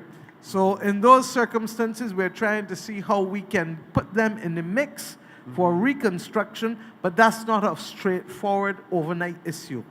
With respect to what then happened, of course, everybody stopped paying as soon as the government announced that you're getting the properties for free, not true? No, I pay my rent. I live in Wharton, I pay my rent, I am bill on, I am add on. So you're one of the few. They actually come and survey and everything. Right, which means once they've done the survey, it means that yours is one of the ones that should soon be ready. Because they met with us, as I said, about 6 weeks ago. Ryan, you were in the meeting too, weren't you? And we discussed then, there are about 2 or 3 that are not immediately ready, but the majority are ready to come. I would say within the next 6 months, we should be able to do a lot of them. Okay. Okay. My next question. The said unit, because of all the bad weather that we had, my daughter's bedroom, all the water came down, washed away, the whole flooring and everything, and all of her clothes was soaked from the wardrobe. I would have called to get it fixed. To hear, when we get a truck and when we get a ladder, we will come and see the problem. That ain't right? I feel that that's emergency. Mr. Gill, how much trucks when I got down there? How many? About 10? Oh. So that was unfair, that was not a good answer. Got wheels on them? And they take diesel when they come? I beg you do. Just go across there. I beg when we get the truck and when we get a Stewart, ladder, we will check Ms. it Knight out. Stewart, go Yes, and have a please. conversation right at the back there, please. My Okay? last and final point. I know, and I'm thankful to you all for doing the upgrade electrical. But to me, it is dragging now because the box is exposed in the front house and the wires loose and gone all over. Contractor didn't do a good job. Well, he ain't do up nothing yet. I mean, like, to put it together now. But you mean all he- in the so he- kitchen, so he- all so out he there le- he loose. left the job So if you undone. barely do your hands, so you can get shot. He left the job undone. Go and speak to Mr. Gill immediately, please. Thank you. Thank Mr. you Gill, very much. please, let me have a report by next week, Monday. Thank you. Thank you very much. Thank you, ma'am. Appreciate it. And let me just repeat here. Everybody wants work from government. I get it. But people cannot, and that's the point Mr. Seeley was making earlier with respect to other things. People cannot do to people who we are serving them kind of things. Because if somebody go and get shot now and end up either dead or impaired or maimed, or the house burn and other houses burn as a result, what we going to say, Kadir? It's not good enough. Madam Prime Minister. And that is why I've asked the senior minister as well of infrastructure. There has to be some kind of way of certifying people who are contractors as well, and not just engineers or electricians, or you have to find a way now. And not for me, you know.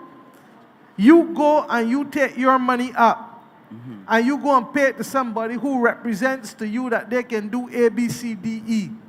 They then turn out to be a man of straw, and worse than that, what they put up, crumbling down. It's almost better that they didn't put it up in the first place. It's not fair to average Barbadians to be exposed to persons who believe because this is something that you can do easily, that they go and do it and leave people exposed. Right, I've asked the senior minister, please, to let us start to put systems in place where we can hold each other accountable, and where in the States, you know, separate from the electricians, but not the contractors. And in the States, there's something called Angie's List and different other things, where in addition to the licensing, people can go, you know how people got, what's the thing they do with the tourist people? TripAdvisor and the things that you can go and write on. People can go and write on and say, I hired Miss Kennedy, and Miss Kennedy did an excellent job for me. Or I hired Miss Motley, and Miss Motley's to come back and do X. Or I hired Mr. James, and Mr. James didn't touch the job at all. He come and put some material outside and I see for 3 weeks. There must both be market forces as well as a regulatory framework from government who has an obligation to protect ordinary people in this country. Okay? And it starts not just with you, it also starts with NHC and the duty of care that we have to all of our tenants. And I accept that willingly before I ask anybody else to step up to the plate. And Madam Prime Minister, when I asked or inquired why it wasn't being done, the man said something about light and power. So I don't know. I don't know either, but anybody can say, and he may be right, he may not be right. I'm saying to you that supervisory management from the NHC would know that that project has started and not finished. And that's why I'm saying that we are weak across the entire government in supervisory management. And that's why these family discussions are important, because we need to be able to say to each other, look, we could do better. We could do real better. And we shouldn't have to call somebody to left the house to come out here to talk about that, because it should never have happened in the first place. We can do better. Thank you, my dear. Thank you very much. No, thank you. Number 14.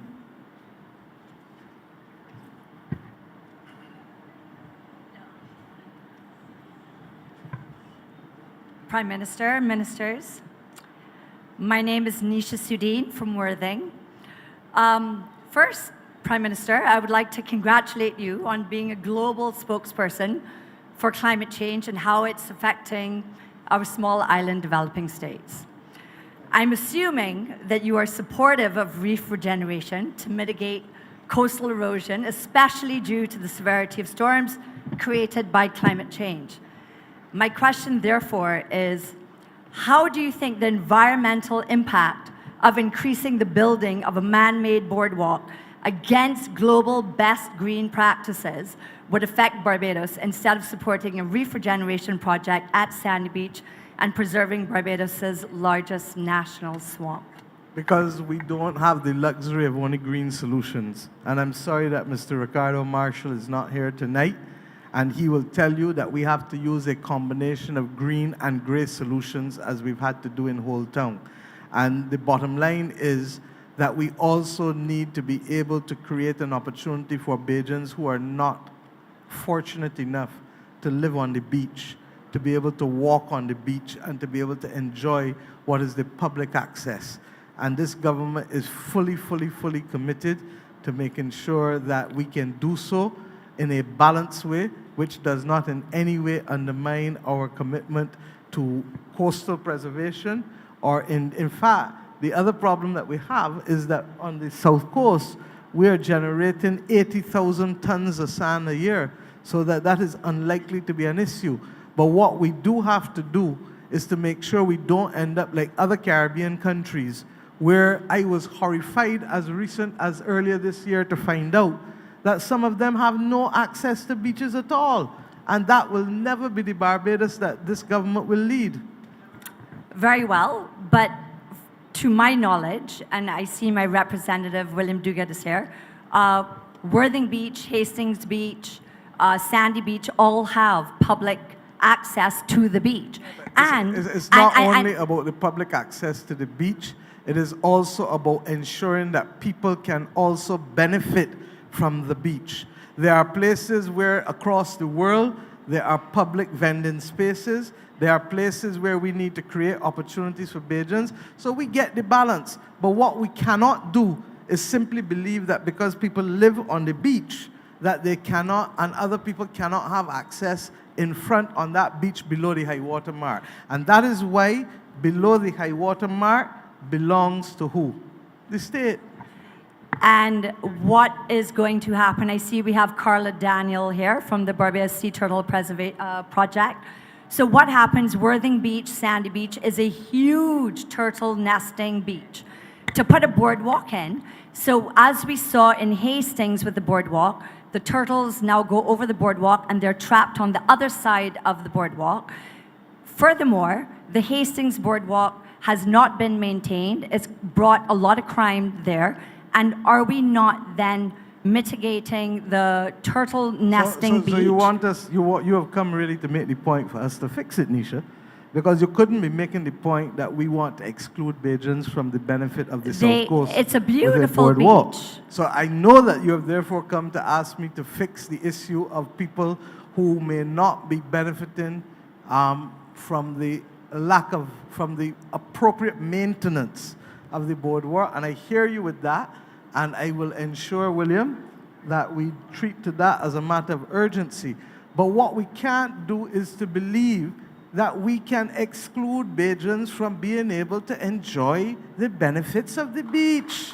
They can't do it, and I have not come to public life to do it. But Worthing Beach and Sandy Beach have a beautiful beach of which all Bajans come and enjoy. With all due Do you respect, really need to destroy a beach with a man-made boardwalk? I don't know that it is the destruction of it. I am not an architect, and I have every confidence in those who are trained in that discipline to do so in a way that is environmentally friendly and that can increase the opportunity for people to use the beach. Look, this thing has driven countries apart. And there are parts of Jamaica and parts of other parts of the region where people feel that people got to pay to go to a beach. Yes, you can get a public access, but the public access is so far that effectively the people have been excluded from it. Now, if you come and tell me that you have a concern for how we're going to light it and how we're going to maintain it and all of that, I'm with you. But to say that because the same Whole Town got a boardwalk, you understand? And no. Let us sit down. If the residents up by you have a problem, I wasn't aware. I'm a little surprised, but I am prepared to facilitate a conversation But I want you to know the government's position. And the government's position has to be the people who live up inside, the people who live on the ridge, the people who, they also deserve to have opportunities for commercial activity on the beaches. And at the end of the day, Barbados is also a tourism destination. People will walk and enjoy the evening on the public beaches. We need to make sure that the lighting does not in any way affect the turtles, that we need to make sure that those other things that need to be protected with maintenance and security, that we do it.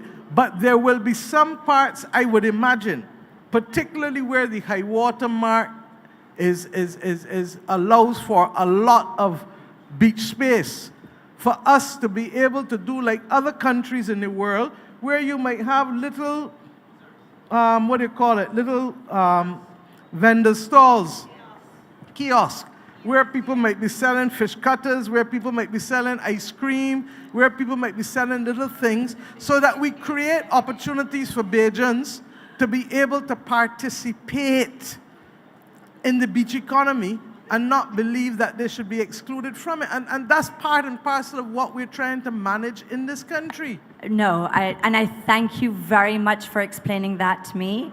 I think we represent about 103 homeowners and commercial owners from Accra all the way. And the social government will impact not, assessment was done. And the government will meet with you in good faith. They did. But and they can do it again if you're not satisfied. But what we cannot do, 103 does not trump 10,300. So numbers alone don't count. You understand? And we need to make sure that we balance the interests of those who have and those who do not have in a fair way that does not exclude people from the beaches in their own country. Okay. And I think that the residents of Worthing down to Sandy Beach respect you saying that, because we did not know. We were told many different things and never saw the results of the social impact assessment. And I think the environmentalists also are very grateful for you finally clearing this up, that a boardwalk will be made. I don't know. Okay. But what I do know is this, that it's not going to be stopped simply because people feel that it will cause people to come in front of their property. Or I never said that. But you said this now. I said it was an environmental issue You and said, against global Nisha, green practices. Nisha, that's what you opened with. But I have a very clear memory. You said that the boardwalk by Hastings has become a problem and that with people turtles? are getting... No, you didn't say turtles alone. I did. You said that people are being attacked. I never said that. I said crime has increased, but turtles are going across the boardwalk and being trapped. You may have forgotten what you said. And I am assuring you that you can look back at the video. We will. And that is what hit me straight in my chest. Okay. It hit me straight in my chest.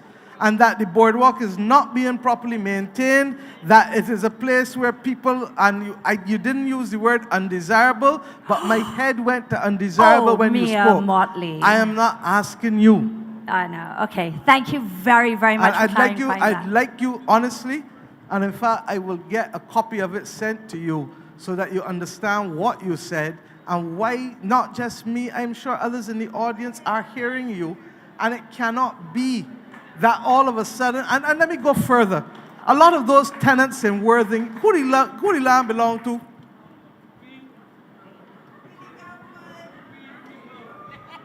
Who does the land government belong of Barbados. A lot of the tenants in Worthing, all down through there, between by Sandy, not above Sandy Beach, Worthing Beach. William, you were Minister of Housing. Y'all did that. All of those properties down there belong to the government, and there have been tenants in the government for some instances for decades. But what can't happen is that we can't say that the people up the road can't get the benefit of commercial activity on a beach that is now so wide. And let me go further. What the people have told me is that those beaches on the south coast are likely to go even wider because of the fact that we are literally generating 80,000 tons of sand a year. And that's why Carlisle Bay has come up with all of those beaches too. The problem is they can't get around the harbor. When they start to go past the careenage, you have problems. And that is why we have problems on the West Coast. And that is why at the last meeting we said that we are looking not to deal with this one all the time, but we are looking to have a cohesive program. Now, we're not going to do anything that will upset and cause people to be threatened. But in this country, we have had an environment where tourists and Bajans have cohabited, and people serving tourists have cohabited for a long time. And I would like to believe that those are the major, that if that is an issue, that we can resolve it. But what I can't do is to agree that any notion of a boardwalk, and William, I don't know the status of it, I don't know where we are, but the government has always, and it's not this government alone, previous governments, that we want to be able to have a boardwalk that will allow people the option of walking from Hastings right up to Oystins and walking back down. And that's what Bajans want. It's not us alone who's saying so. Thank you. We were told that it's for environmental reasons and coastal protection, and IDB was funding it, but clearly I think we were told wrongly. We were told it was because of the coastal erosion, and as I said, my issue was from an environmental point. As I believe you know, you may not know, I am an environmentalist and I run one of the largest environmental trusts on island. So we fund a lot of environmental projects, local projects, one of them being the Barbados Sea Turtle Project, which is why I started. But thank you for clearing up that this is a tourism project for vendors to come on Worthing Beach. It's not simply a tourism project, it is a project that successive governments of Barbados have contemplated. And that ability to be able to have Bajans access, and it's not tourism. I don't know where you hear that from. It is fundamentally first and foremost for Bajans who don't live on the beach, but who want access to the beach, and who don't only want access to the beach for recreational purposes, but who want access to the beach also for them to have economic opportunities in a way that they do in other parts of the island. Well, I invite everyone here to come to Worthing Beach and Sandy Beach and see all the turtles nesting on our beach for half the year. And I thank you for doing that, and I also want to invite them to the West Coast and let them see all the turtles nesting there as well. Number 15. Good evening to everyone. Good night. My name is Kimberly Allen, and I am here tonight to talk about nursing and its injustices. Kimberly Allen. Allen, A-L-L-E-N. I did the general nursing program. I graduated in 2012. I did not pass the regional exam. In 2015, from 2015, I was calling nursing council, writing letters, asking to do the nursing assistant exam. Nobody respond.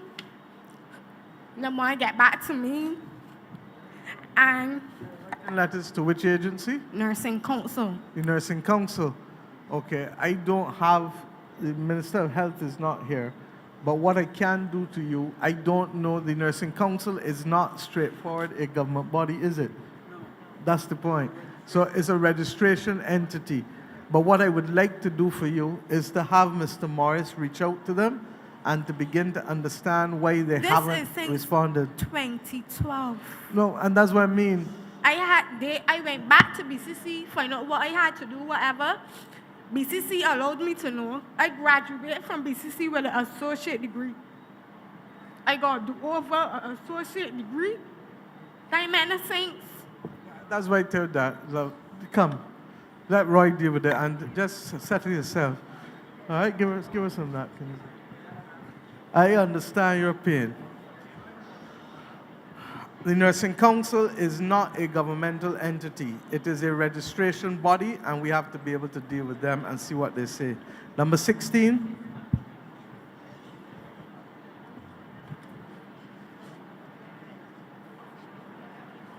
Hi, good night, Prime Minister and Ministers. I'm Christine Farmer from Little Valentine, Christchurch, but I am here tonight representing Seafoam Haciendas in Worthing, and as one of the owners of one of the apartments.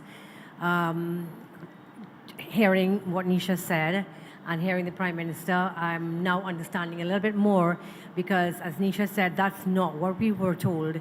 We were told it was a coastal issue and the sand was going out, and being on Worthing Beach for the last 30 years, the sand goes and the sand comes back. That's and right. It's not it's a coastal, not coastal issue. It's not. Now we understand a little bit more. However, at Seafoam, we had done a survey on our guests that come every single year. When we started talking about the boardwalk a couple of years ago, I don't know, we have had all of these meetings with Coastal and with the people who are to build the boardwalk, showing us how the sea comes in and how it goes out and all this sort of thing. And our guests are obviously very upset. They don't want a boardwalk, and they feel that their privacy is going to be at stake. However, maybe you can bring this to them now that there's going to be vending on that they have access to different vendors. Maybe that will help. And But let me be clear, Christine. It is also not going to be above the high water mark, okay? And those things, because and I'm sorry that the substantive AG isn't here, but the common law is very clear as to what it allows in terms of the accretion and the erosion of sand on the beach. But having said that, the reality is that when you live on 166 square miles and people don't have access, there are some people who got to walk on the beach. There's some people who want to walk near the beach, but they can't walk on the sand because of how difficult it is. And therefore, we can't separate out people who don't have the luxury of being a beach owner from saying in this country that they don't have access to the full use of the beach in every sense. And that's the sensitivity that I was trying to explain to Nisha, and I hope that you all appreciate it. If there's need for another meeting, we will have the meeting, but I don't want anybody to leave here without understanding clearly the government's position, which is to be able to protect access and full enjoyment to the beaches for all Barbadians. That's understood. But then, Prime Minister, also, the board, it was the last meeting that we had, it was said that the boardwalk is going to stop at the sands. It will not cross the sands. Well, let me right? tell you this. So why is it? I don't know, Christina, that anybody can tell you that, because as Prime Minister of this country, I can tell you, and William, I don't know whether you have seen designs, but I know as Minister of Finance, who got to finance it, I'm as Minister of Economic Affairs, I am yet to see a single design. So nobody can tell you where it's going to start and where it's going to end until it comes both to me as Minister of Finance and Economic Affairs for funding, and secondly, with respect to it, with respect to its management and its details, there's a subcommittee of cabinet that either myself or William chairs, called the Planning and Priorities Committee, and it has to go to the PPC to be approved as a project. And Ryan will also tell you that up to today, we discussed the public sector investment program, because those projects have to clear us first, so that what they may be doing is planning, power to them. But there can be no completion, and the government's policy is to be able to carry a boardwalk as far as possible from Hastings to Oistins, so that we open up that opportunity on the south coast for people to be able to benefit fully from the enjoyment, but also to ensure that we don't, and we understand we have tourists there, but equally we have tourists in Old Town too. And the boardwalk goes right in front of restaurants, and there are, apartments and hotels that are also on the same boardwalk, aren't they, Lorenzo? On the West Coast.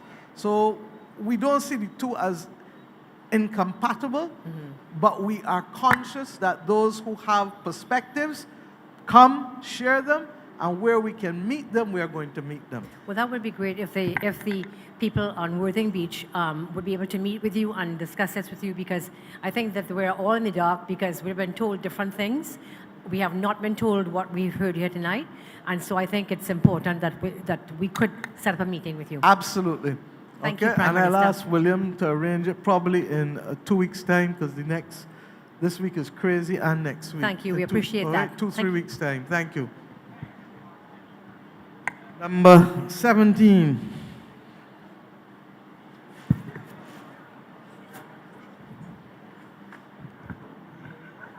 Hello, good night. My name is Kyle Foster, and I'm from Maxwell Plains. I'm here to speak about another environmental issue. That is the one of the swamp, the Graham Hall mangrove. I know that plenty of petitions have been signed, and emails and letters have been sent to the Ministry of Environment and the Prime Minister's office surrounding Graham Hall.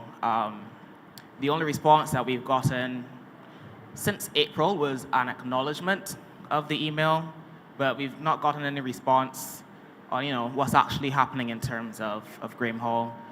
I think it's important that, you mentioned earlier communication is important, and the public needs to know exactly what's going on so we can know, that things are happening, so we're not waiting. And then I also wanted to speak about the construction of the boardwalk at Sandy Beach. This is my first time hearing about it tonight. So I also wonder, because the slowest gate to Graham Hall is at Sandy Beach, I wonder where that leaves the ocean water being able to flow They would within. obviously just have to build above it to accommodate it. So Yeah. that would not be an issue. And that's why I said I'm sorry that Mr. Ricardo Marshall is not here. We have done tours a zillion times on whole town. And in each instance, what he's made the point each time is that we don't have the luxury of only having green solutions, that we need a combination of green and gray solutions to meet our issues. But I'm told that, who's here?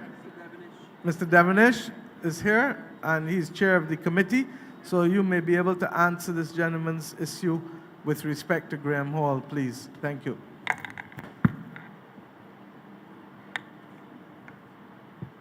Yes, thank you, Prime Minister. The issue of Graham Hall is one that we've been working on for quite some time. The issue of Graham Hall is one that we've been working on for quite some time, even though we may not have been making a lot known public. It is important to know that if you look at the water body, the eastern section is under the control of the BADNC, and the western section is under control of the Graham Hall Nature Sanctuary, which is a private entity, which also is now being run by a trust. Government has set up a committee that comprises of all the players involved: Barbados Water Authority, the Drainage Division, Graham Hall Sanctuary from a private sector perspective, also represented from other private sectors in terms of people who live in the area, all the government entities that have a regulatory responsibility on a daily basis, for example, Coastal Zone Management Unit, Environmental Protection Department.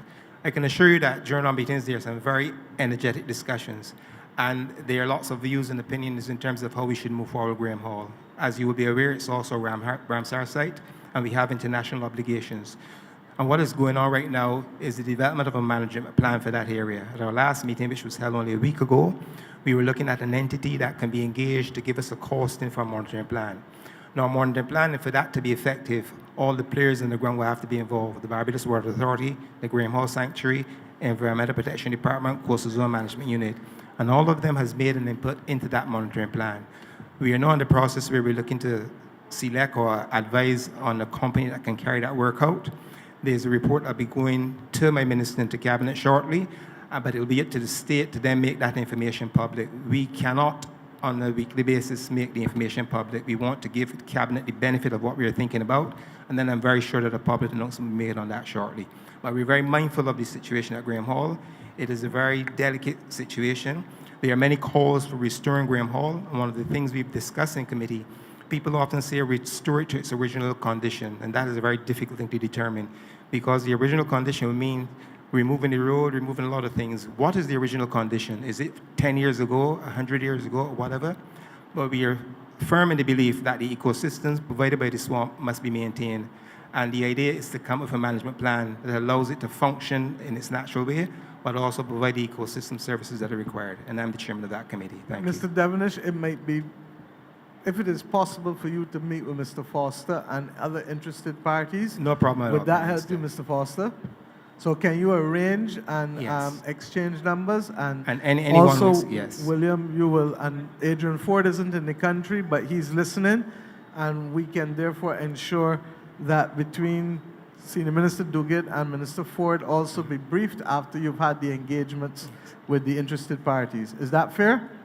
Thank you. And clearly, clearance has been given for us to share information with the public, and you're part of the public, and we should do that. Thank you. Thank you so much. As I indicated to you, I have a commitment that I can't get out of for 10 o'clock, but the Deputy Prime Minister will continue. I think there are only 3 or 4 people at most left. So, Santia, over to you. And thank you, everyone, for coming out and for engaging. And we will continue to make sure that we follow through as best as possible with most of the concerns. There are a lot of issues to do with the Ombudsman. Please let us ensure that that is done, because I don't want us to come back here again and hear that these issues remain unresolved.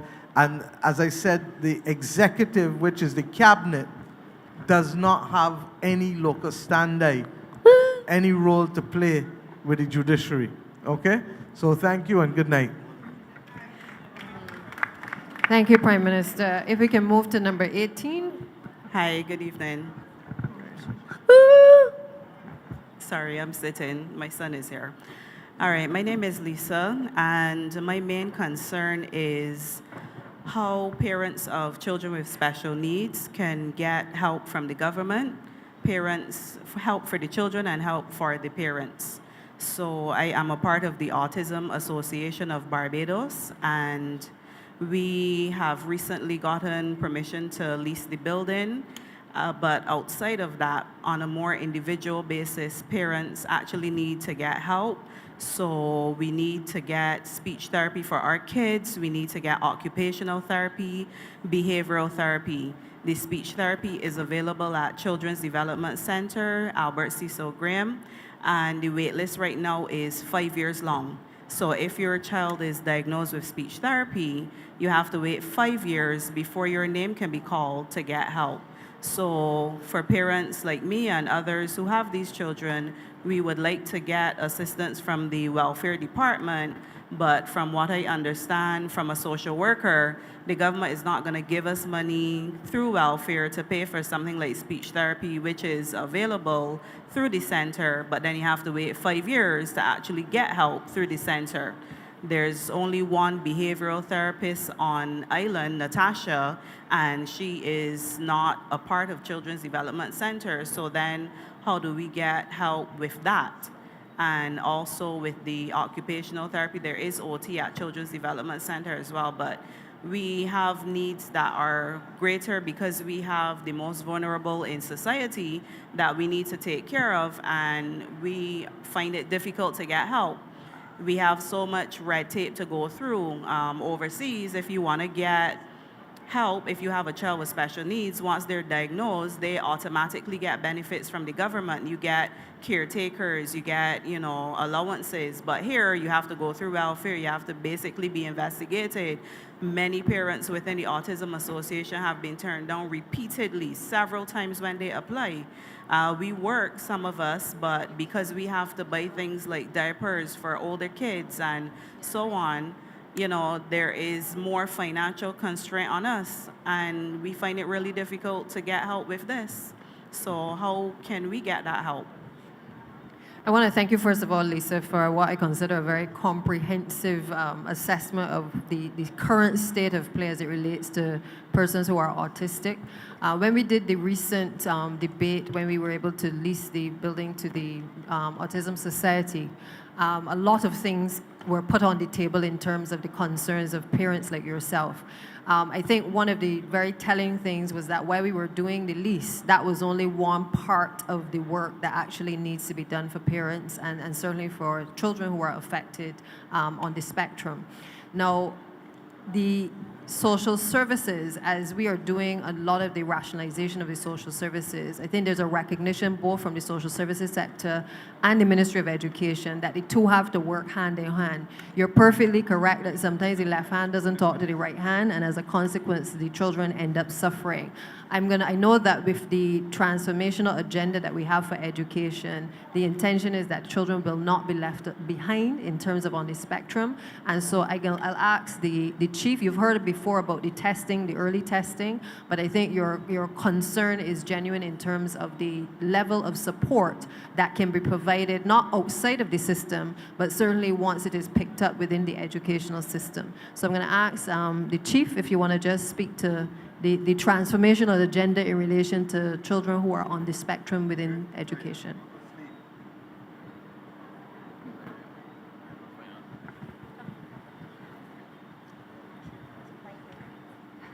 All right, thank you very much for that question. You are absolutely right. Who asked the question? Yes, you're absolutely right.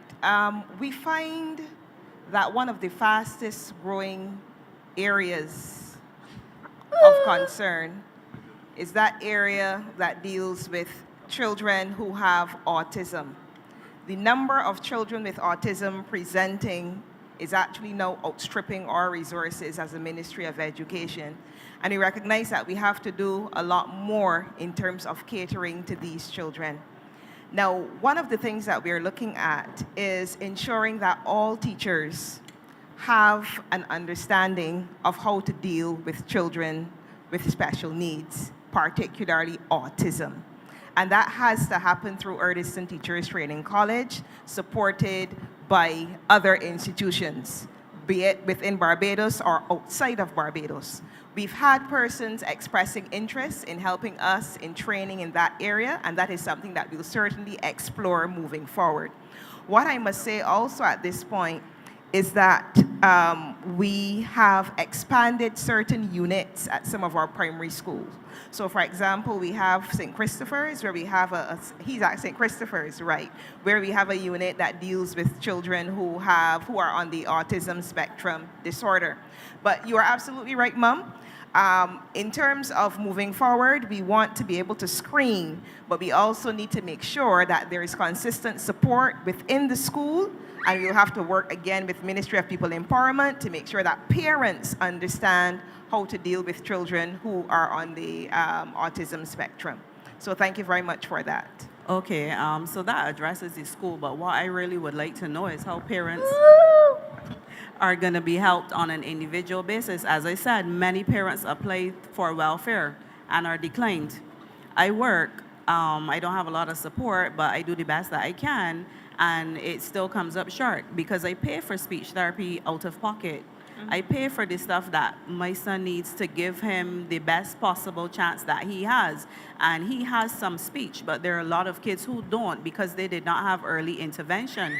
Right? But I can't do all of the therapies. Like, he needs OT. There's a specialist that if he goes to her, he may be able to write better and all those things. But we can't afford that right now. So how do we get welfare without having to go through, you know, the whole 9 yards and flip and cartwheel and everything else that's involved in it, because the parents are getting declined. As I said, I'm a part of the Autism Association, and several parents within the group have talked about it, how they have been declined, you know, because you look at a picture and you might think, okay, well, it looks good on the outside, but you don't see the money that parents are spending. These kids don't have to wear Pampers. They're not potty trained. The pack of Pampers in the supermarket is like $30-something. You go through that in a week. And I mean, this is like, it's so much more is involved in that. I actually have an outline that I presented when we were at Dayton Griffith, but P.S.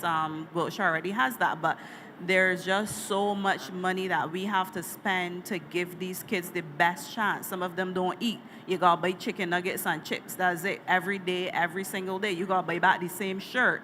You know, you have to have 3 of the same blanket, because if one go in the washing machine, you have to have the identical one. Right? So we have to spend a lot, and we're not getting financial help from the government. And what I want to know is how we can get that without having to jump through a million hoops. Right. Well, I know the Deputy So- Prime Minister will be able to speak about the welfare, but what you are saying is very instructive also for the Ministry of Education. I know that sometimes when parents aren't able to buy uniforms and so on, we contact the welfare department and we work together to ensure that those children are taken care of.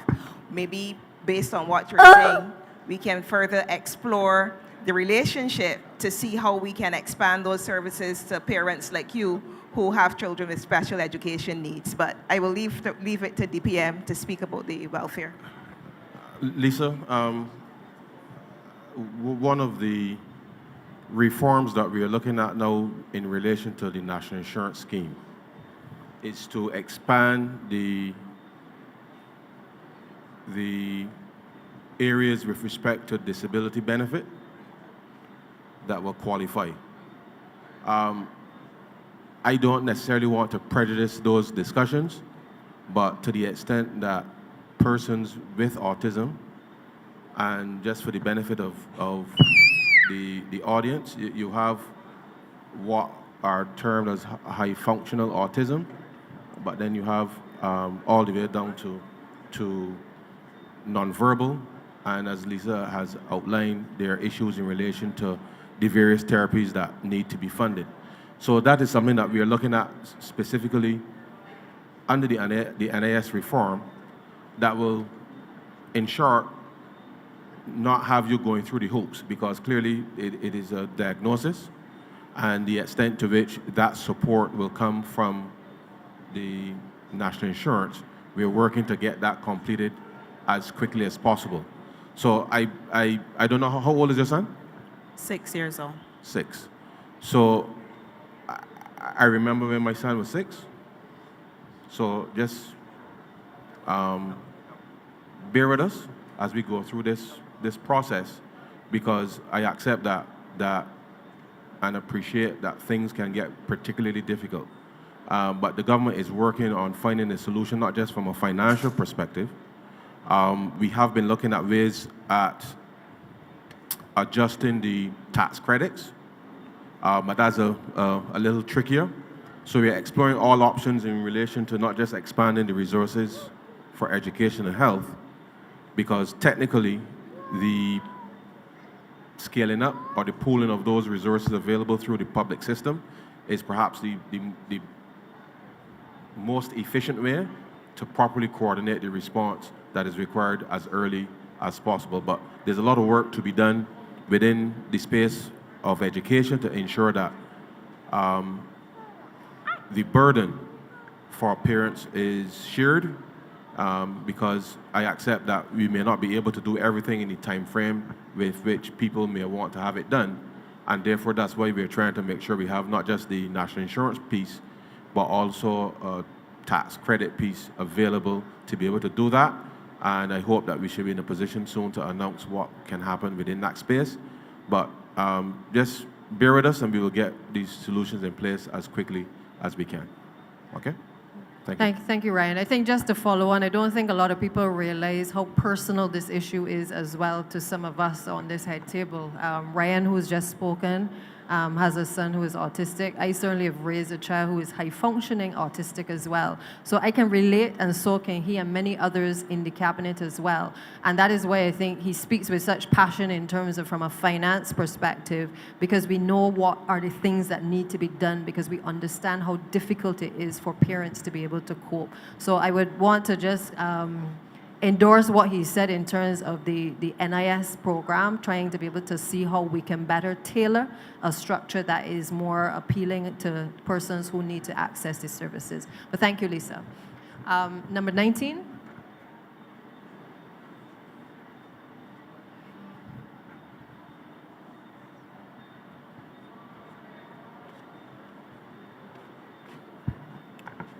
Good night. My name is Sheena Good night. Mason. I'm from Parish, Christchurch.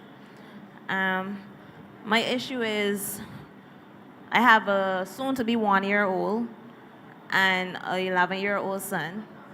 At home, I'm living between ducks and chickens. I'm in the middle. This has been an issue for years. I know outside is so hot I can't even open the bedroom windows. I can't open the kitchen windows. I can't open no kind of windows. And it's like living in hell, clearly. And now that we having the rain, you're having the heat, it's awful, very, very awful. And I honestly, I can't take it anymore. I had enough. Have you reported it? Health, y'all want to speak I called. to? Huh? Okay, EPD. Go ahead, go ahead. When I take the little girl to the clinic, Randall Phillips, I go upstairs, I make a complaint, nothing has happened.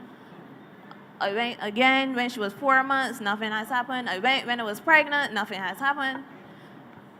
And I still in this situation. I'm going to ask Minister Abrams in whose constituency you reside to just take some information so that we can follow up on this, all right? Because it is a nuisance. It's not just in parish land, but there are many other communities like this, and perhaps we need to get the inspectors in to be able to find out what is going on within the community, all right? Thank you. Thanks. Number 20.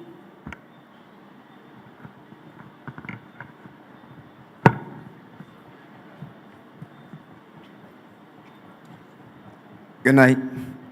Name night. is Victor Weeks. I also live in Parkland Christ Church.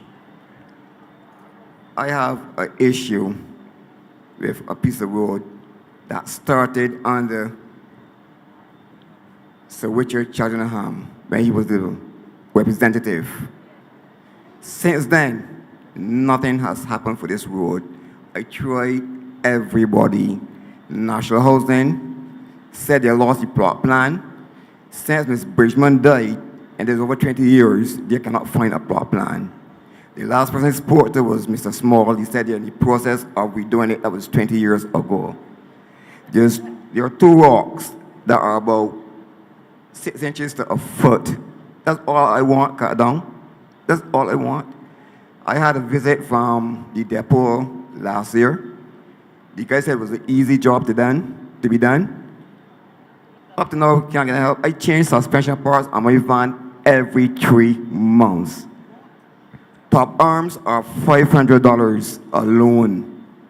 Bottom arms are $450. Rod ends, I change them every 3 months. And it's taking a toll on my vehicle. I cannot complete my house because National don't say they can't find a plot plan. I wanted to buy the land. They say they can't sell the land until the utilities are put in. I asked every representative that ever represented that area for help. Nobody helped me to know. I didn't want to come here tonight, but I have to come. So, Mr. Weeks, I would like the Chief Technical Officer, Acting Mr. Bowen. I'm not even going to ask the depot to deal with it, but to take the information as to where this road is, basically whose property it is that you're trying to get us. National Housing. National Housing. National Housing. So you've reached out to MTW? Everybody you could think about, I went to. I had a visit from the depot late last year. Through a neighbor get in contact with Ms. Cheryl Bennett Ennis, and she reached out to the depot, and the depot came. The guy measured her up, and he said it is easy to be done. Up to now. Up to now. I'm not sure if it is under MTW or if it is NHC, but I'm going to ask Mr. Bowen to just take your information before you leave and let us just follow up on it for you. Okay? I've been living on that spot for 38 years. I understand, but I don't know where the plot is, and I'm not sure whether it falls, whether NHC should be building the road or if it is MTW that should be doing the road for you. So I think we just need to clarify where the location is, let them do a site visit, and then make a determination what to do. Okay? All right. Thanks, Mr. Weeks. Number 21.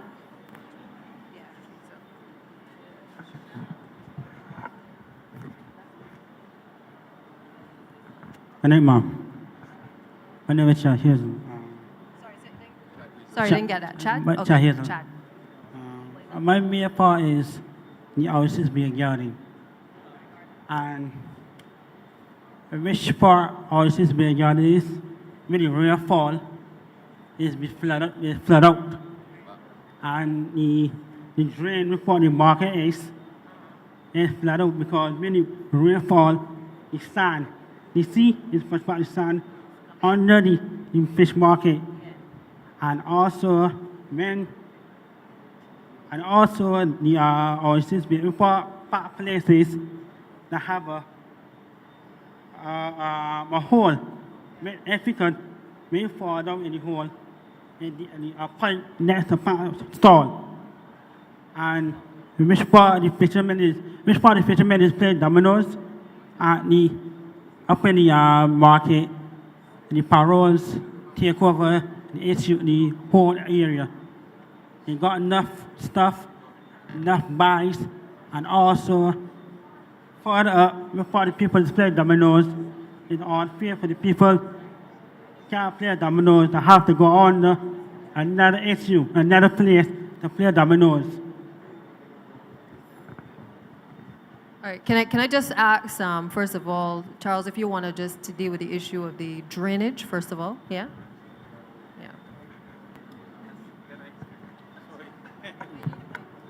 Good night, all.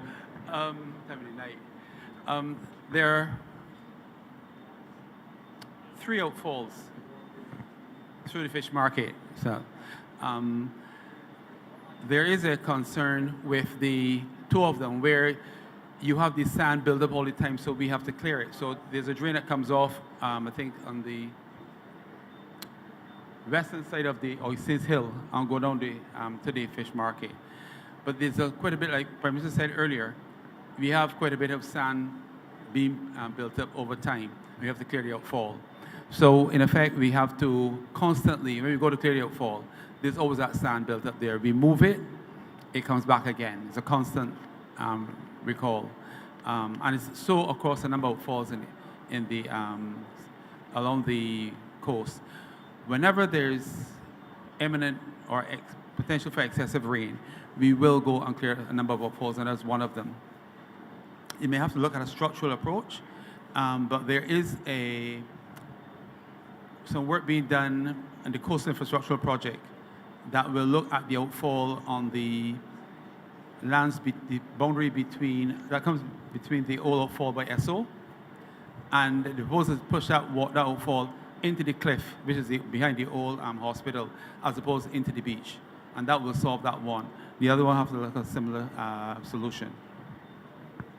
All right, thanks, Charles. The other issue that you raised is more of an NCC issue in terms of just like in Dover.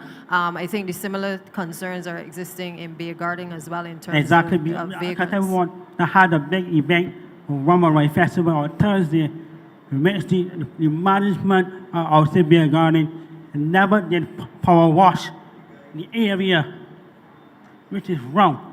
When you have an event, you should power wash. NCC cut the grass and never power wash the whole area of the Bay Garden, which is wrong. They have rats, they have chickens around here, which is wrong. Feces. They have food vendors that is clean. I sure all inside the wells, to stock out the wells. All right, Chad, I take your point. I don't see Lorenzo, the chairman of NCC, but I will certainly convey to him the concerns there.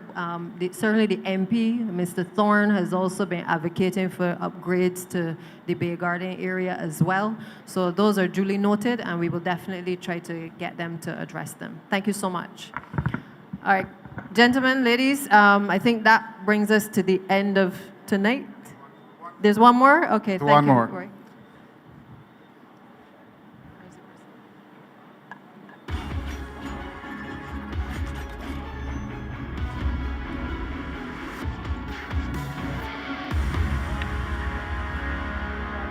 Attention to the screen for a The moment. South Point Depot of the Ministry of Transport, Works and Water Resources is responsible for maintenance and road construction in the Christchurch area. Over the last 12 months, the depot has been working on the upkeep of the roads in the south of the island. For the last year at the South Point Depot, MTW, we would have undertaken a number of roadworks projects, including like maintaining certain roads, in the normal pothole patching on a daily basis, which we're trying to get to a certain level, but we have some challenges in and out. We've also fixed like some manholes that were in need of repairs, Some of them like cross the road, some of them on the sidewalk and the footpaths. We have like masonry teams that go out there and deal with those on a daily basis or as they're required. We did some work in the Parish land area. We had a culvert there that was more or less collapsing. We reinstated that. We are currently doing some work on Waverly to a curb right by residents where the water used to actually come off the road and flood the residents. So we're putting back, reinstating the curb there. That's almost finished. And we've done, for the district, we've done some work on manhole, replacing some manholes that were problematic. And as I said, work goes on. So those are some of the areas that we have done. We've done some work in Graham Hall, some Chancery Lane as well. We've done resurfaced that area, and also Long Beach, where there's some current work going on. We've done some work on that road as well. The depot has been very instrumental in a few major projects. The new projects we've undertaken are the community roads.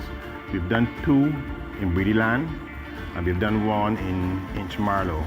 These are the roads where we basically put like the mix that came off the road, the milling stuff, and we oil it and roll it, so that will correct some of the problems that the residents were having in getting access to their residences from time to time.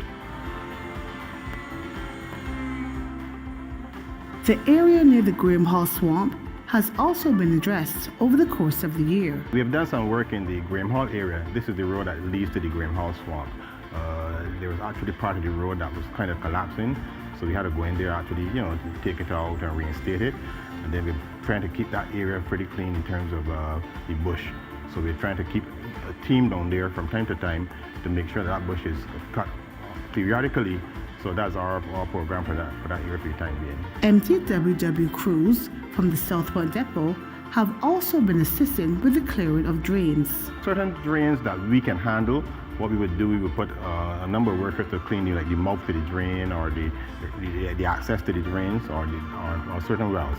But if it's fairly extensive, we'll get the drainage department to come in and deal with those areas. But we've been trying to keep the roads that are leading to the drains and the access to the drains fairly clear, so that when the rain falls, we won't get debris going and blocking up the wells and so forth. There are major works to the pipeline for Highway 7. However, Yorkshire is currently being rehabilitated by the ministry's contractor, C.O. Williams Construction Limited. The Barbados Water Authority is also upgrading their infrastructure. We are continuing a previous installation that would have been started some years ago. Now that the ministry is taking the opportunity to do the road here at Yorkshire, we want to continue and finish that work so that the entire road has a complete mains replacement. We are continuing to work from Yorkshire Plantation down to the roundabout at St. Patrick's. The width of the road has been a factor. As you can see here on the side, we would have hammered some rock and we would have widened the road to 6 meters. We would have used some flush curb. Before we put down the curb, we would have excavated to harden up the edge. When I say excavate to harden up the edge, I mean in terms of taking out the mud and the other loose material and compacting it with marl and throw down and then pouring the curb on top of it. And now we're milling. Obviously, as you know, we were putting some drainage features, and as you can see, we are milling right now. At present, paving works are still being undertaken in Yorkshire. MTWW will continue to work on improving road infrastructure and maintenance within the parish of Christchurch.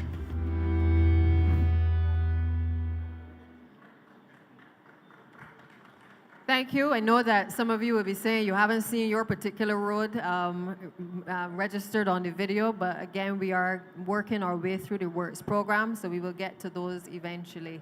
Thank you to everyone for taking the time tonight to share your views, and certainly to the panel, all of the members of Parliament for Christchurch. Thank you again, and please go safely to your respective homes. Thank you.